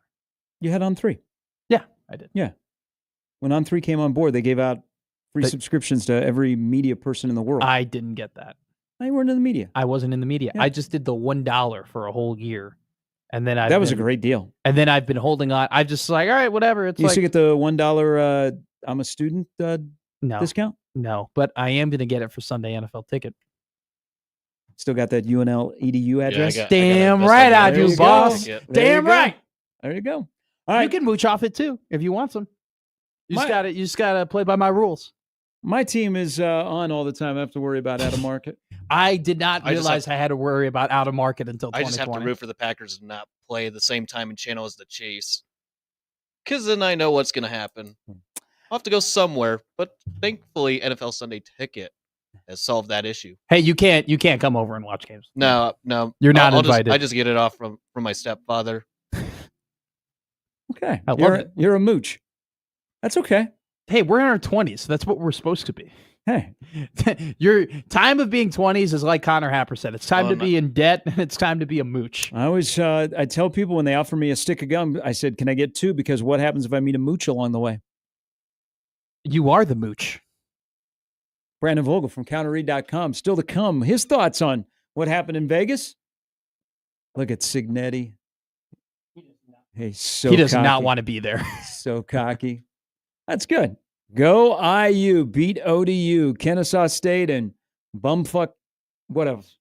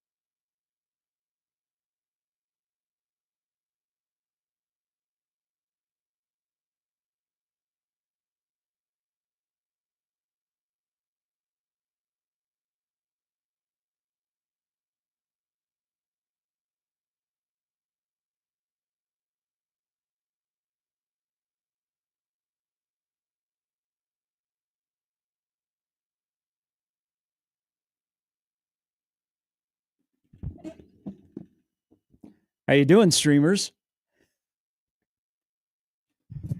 That was awesome.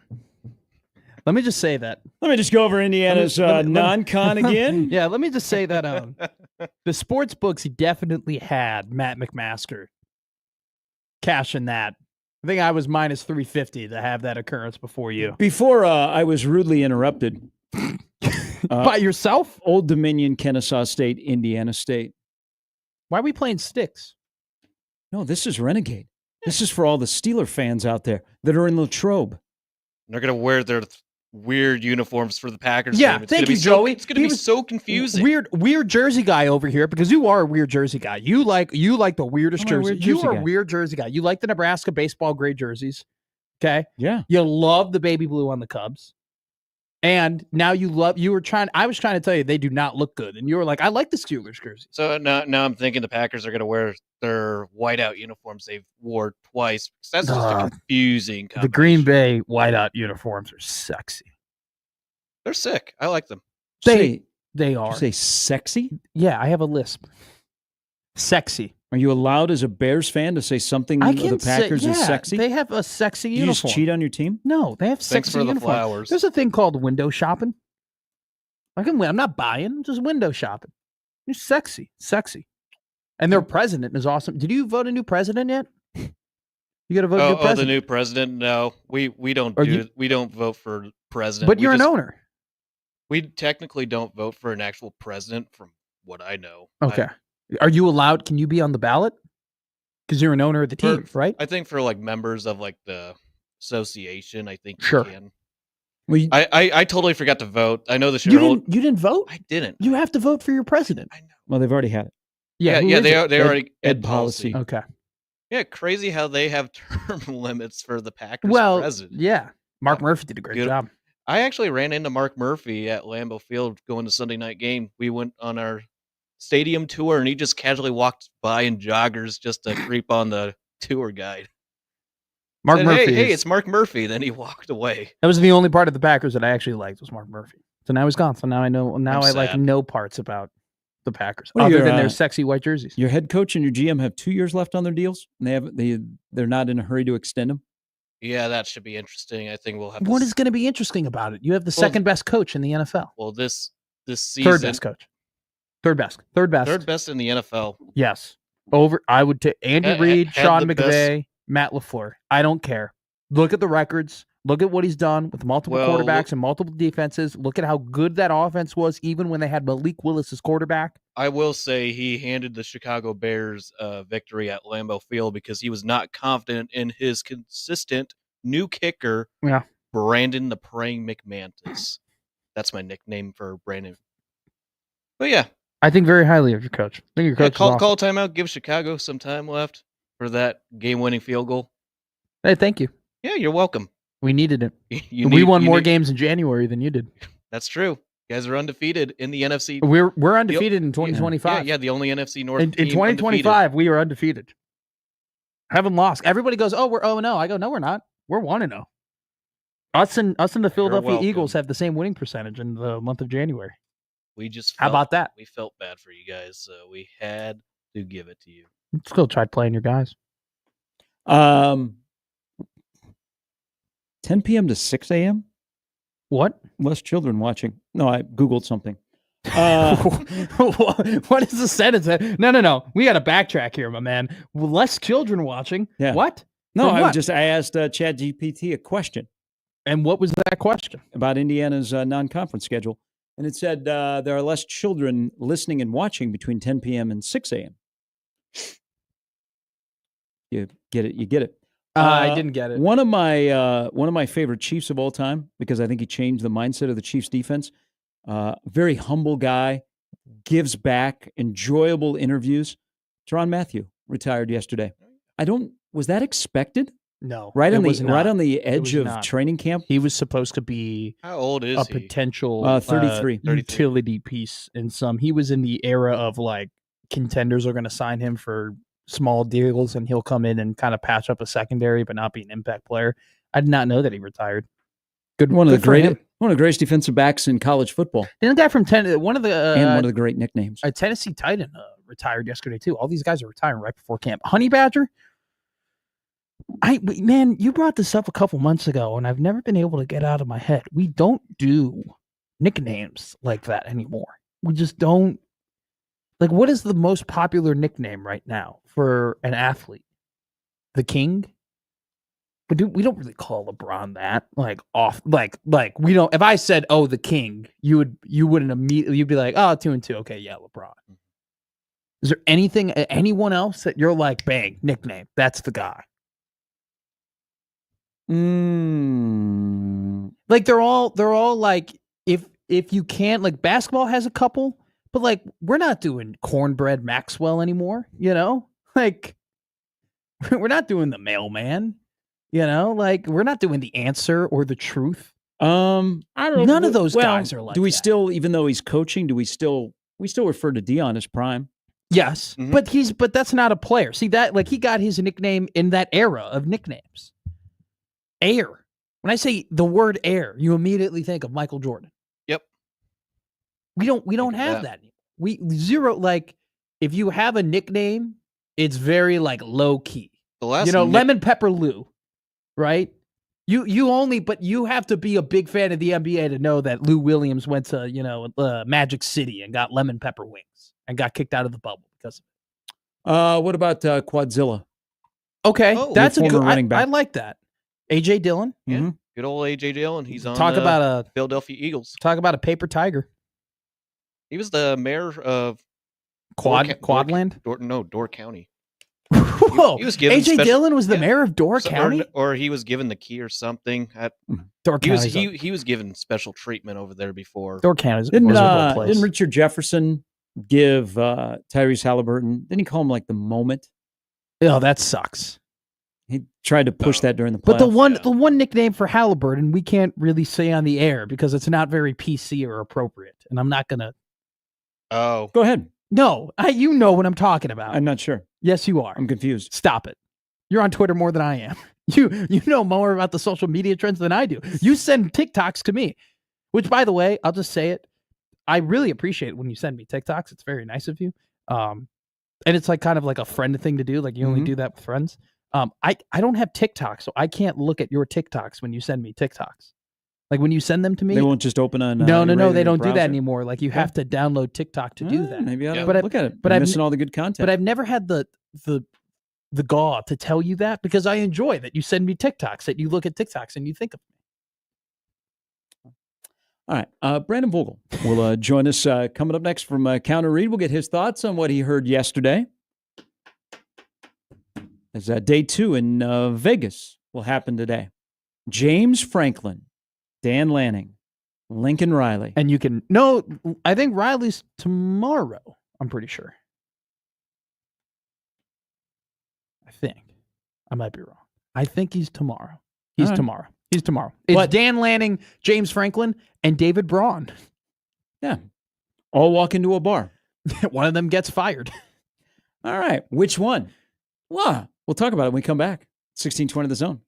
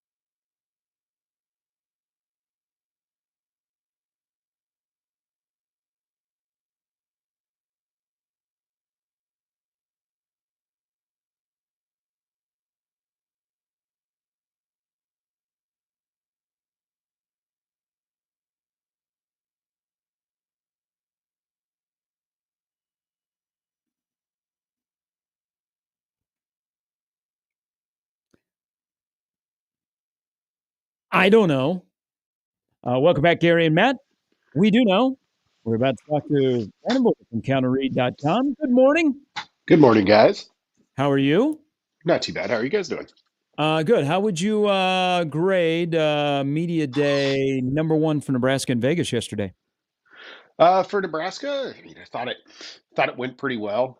These things kind of have a familiar rhythm to them after this many years. So you go, and often I feel like the one of the biggest things to come out of these is the roster updates, and we got those. So check that box. And otherwise, I thought Matt Rule did a pretty good job. It stood out to me. We'll see what comes up yesterday, but the drumbeat from the conference coaches as a whole regarding their preferred playoff format was pretty consistent. Felt like there was a memo that went out there with that one. So those are some of my big picture thoughts in terms of coverage of the event. BTN. I need to stop looking at an empty ballroom for multiple hours a day, but maybe that's just me. No, you don't like the carpet at the Mandalay Bay? Isn't it quite nice, right? It's got puzzle pieces on it. You're not a fan? No, that's exactly the problem. I mean, they're always in these massive ballrooms, and I'm just like, I see a lot of this industrial carpet. Is there a better backdrop somewhere for this? But not yet. Let's talk offensive line, because when camp opens up next week, they know who their starting 5 is. Starting 4 will be the same. But what happens at tackle with that battle will be very intriguing. So let's just say that Kanak is going to start at one of the tackles. So we've got our 5 that are set. And we've seen of late, the offensive line has gotten better as the season's gone on. Why can't they just be good from the jump? Yes, get better, but do you think they will be they'll get better as the season goes along after a rough start? Or do you think that in 36 days, they will be good from the jump? Yeah, that might come down still to depth to me, because if you've got, I think Rule said, 8 to 10 guys, they're feeling ecstatic if that's what they got, and we'll see if they get there. But I think you can get closer to those numbers than we can in recent years. And when I look at the recent past for Nebraska's offensive line, they've had good experience. They've had returning starters. It was just with the benefit of hindsight, were those guys returning starters because nobody came along and beat them out? And what was their actual ceiling? So with this group, where you've got, I think, a good mix. So you've got 2 players, and Spindler and Pritchett, who have played a lot of football, just hasn't been at Nebraska. We'll see what you get from them, but you feel pretty confident. And the mix beyond that of the players who were recruited to Nebraska out of high school, you've got some high upside guys. I mean, Henry Lutovsky being one of those chosen to go to media days, I think tells us something. And the praise for Justin Evans has been pretty out front this off season. So why can't it be good right out of the gates? I think it could, because I think you could make the case that maybe this group's ceiling is higher than it's been in the recent past. Brandon, it was, I think, a very good day for Nebraska football in general. But the one blurb and the one quote everybody's talking about, Matt Rule saying, hey, this wasn't a good job when we got here, definitely has made the rounds. And, people have a lot of takes on that. Do you think his full comments, the full 5-minute comment on what he was articulating, what he believed the job was and what he believed the job is now, do you think they were fair? Do you think he has a fair assessment on the process that he's been through at this point?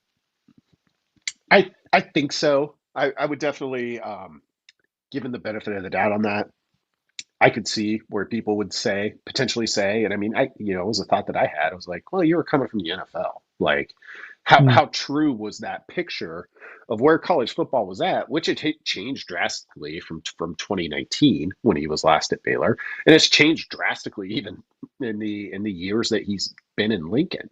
So I could see people, you knew once you have the headline out there of Nebraska was not a good job when I arrived, was going to be the pull quote from that.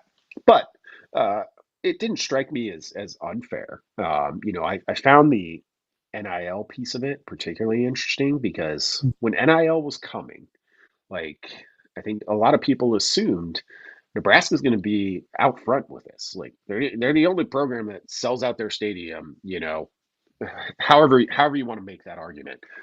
The fan support is noteworthy. Yeah. And so to hear that Nebraska was behind in Matt Rule's eyes with the NIL piece of it was interesting because I don't think we've heard something along those lines, at least not that directly. So was he right? Like I tend to think, yeah, he probably was right on that too. Let's go back to personnel. Isaiah Mosey, slot wide receiver that lines up in the backfield or true running back? I still have a hard time thinking you just make that change kind of post spring, which is, Rule said they wanted to see what happened in the portal.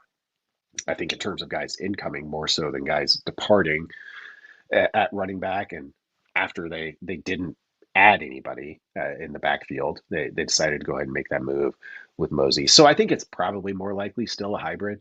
I think it's a chance to get a player that they clearly like on the field. And you'll see what he can do. I mean, do I see him having a 20 carry game at some point this season? I'd be surprised if that were the case.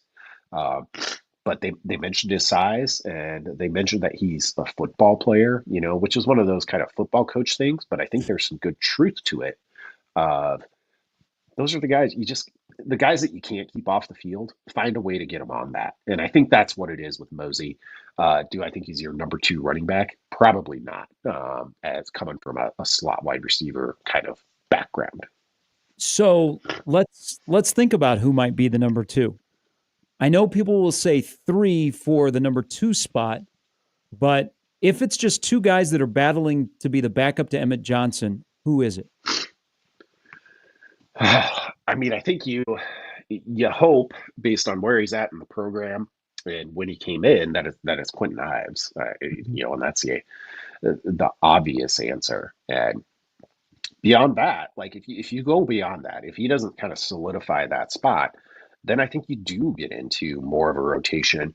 Maybe the carries for a Mosey go up. And we know they felt pretty good about the freshman backs who we didn't see last year, but it's kind of open after Ives. That's the thing about Nebraska and its backfield. You put Emmett Johnson at the top, and then you're hoping a guy we've talked about for 2.5 seasons now, Quentin Ives, finally emerges as that solid second option, because entering your 3rd year in the program, it's time for that. See, I like Nelson and Mosey to battle for the backup. Brandon, why do you think it's taken Quentin Ives so long? Because it's only the 3rd year, and we know so much about him and have heard his name so much about how great he is. And then now we're still sitting here being like, is he going to be the backup? Not even the starter. Did he get mentioned at all yesterday? No, because and the guy that mentions him more than anybody else was in Vegas. Yes. and had the mic for at least an hour total. 2 hours total. It's ridiculous how much those guys talk about.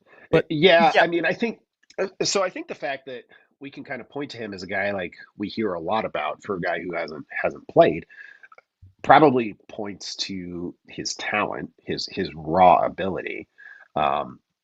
Playing at this level, particularly in a league like the Big Ten, you got to be talented to even have the shot. And then there's kind of the detail stuff, and I don't know, I don't see him practice, and that's kind of been the best look at him. But it points me to that direction of, okay, well, we like the talent. We see a high ceiling here, but to put you out there on 3rd and 6 against Ohio State late in the game, there's some other things you got to be able to do, and we need to know you can do them. So it kind of leads me there. More important piece of the offense, Dylan or Emmett?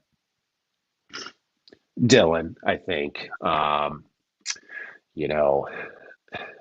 little bit of it will depend on kind of what exactly the offensive makeup of this is, but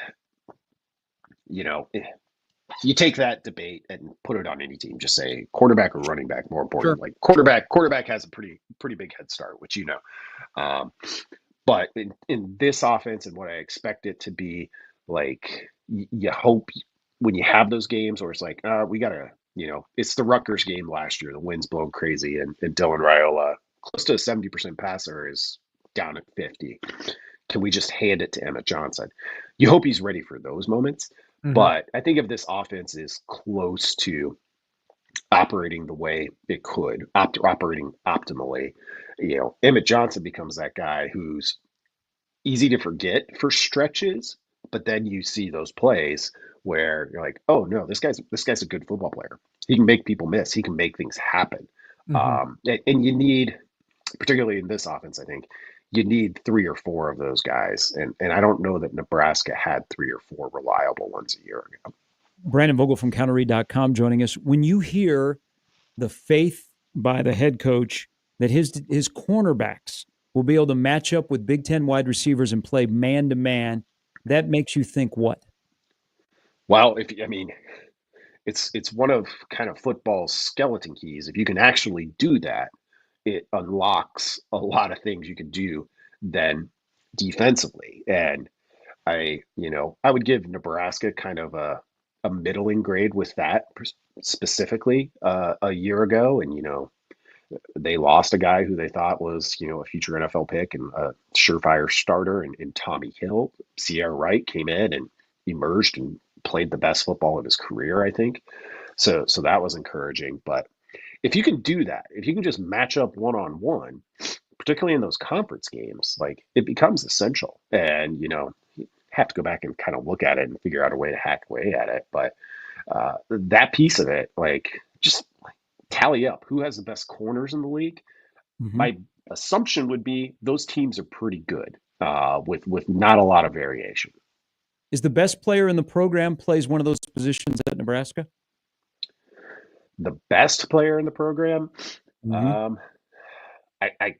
can't get there yet with this roster. Like a lot of people, I'm encouraged by Sierra Wright and what he could do and what we saw. But it's kind of hard to look at this 2025 roster right now and be like, well, that's obviously your best player, which is unique. And it's interesting for Rule to, he's going to get up there and be confident. Every coach yesterday and over the next 2 days is going to get up there and be confident.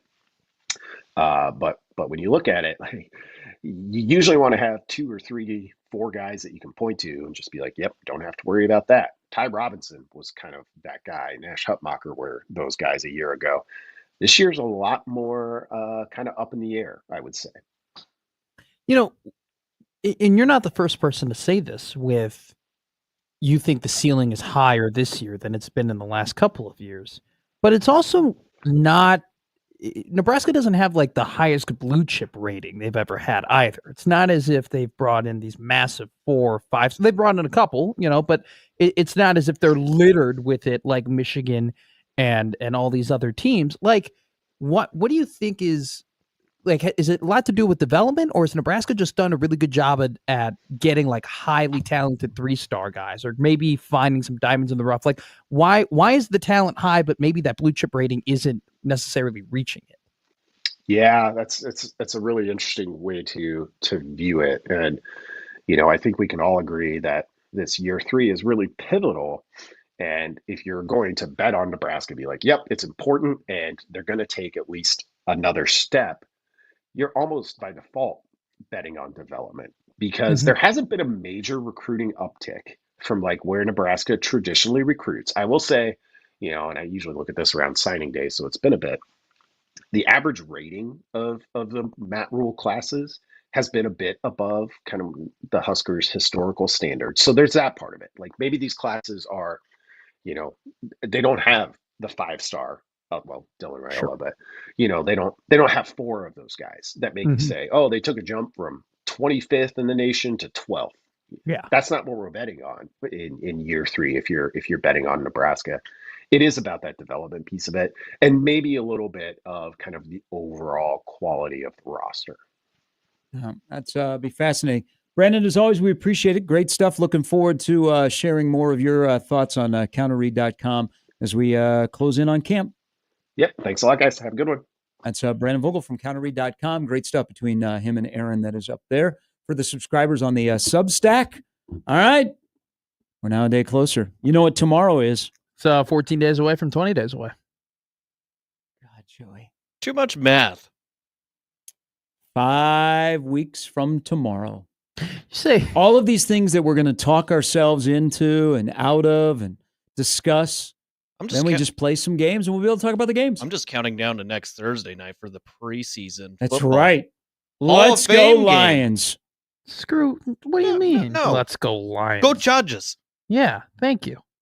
I mean, you're not allowed to root for the NFC. And why would I in the root for the NFC Chargers? They're in my division. Oh, that's a good point. That's true. That is true. I didn't think about that. True. Yeah. But here's the thing: I'm not coming in here waving a Broncos flag. All right, I'm not gonna take very kindly this season if you're coming in with Lions stuff and Packers stuff or rubbing it in every time the Bears lose, because the Bears are going to lose this year. No, they won't. They'll be good.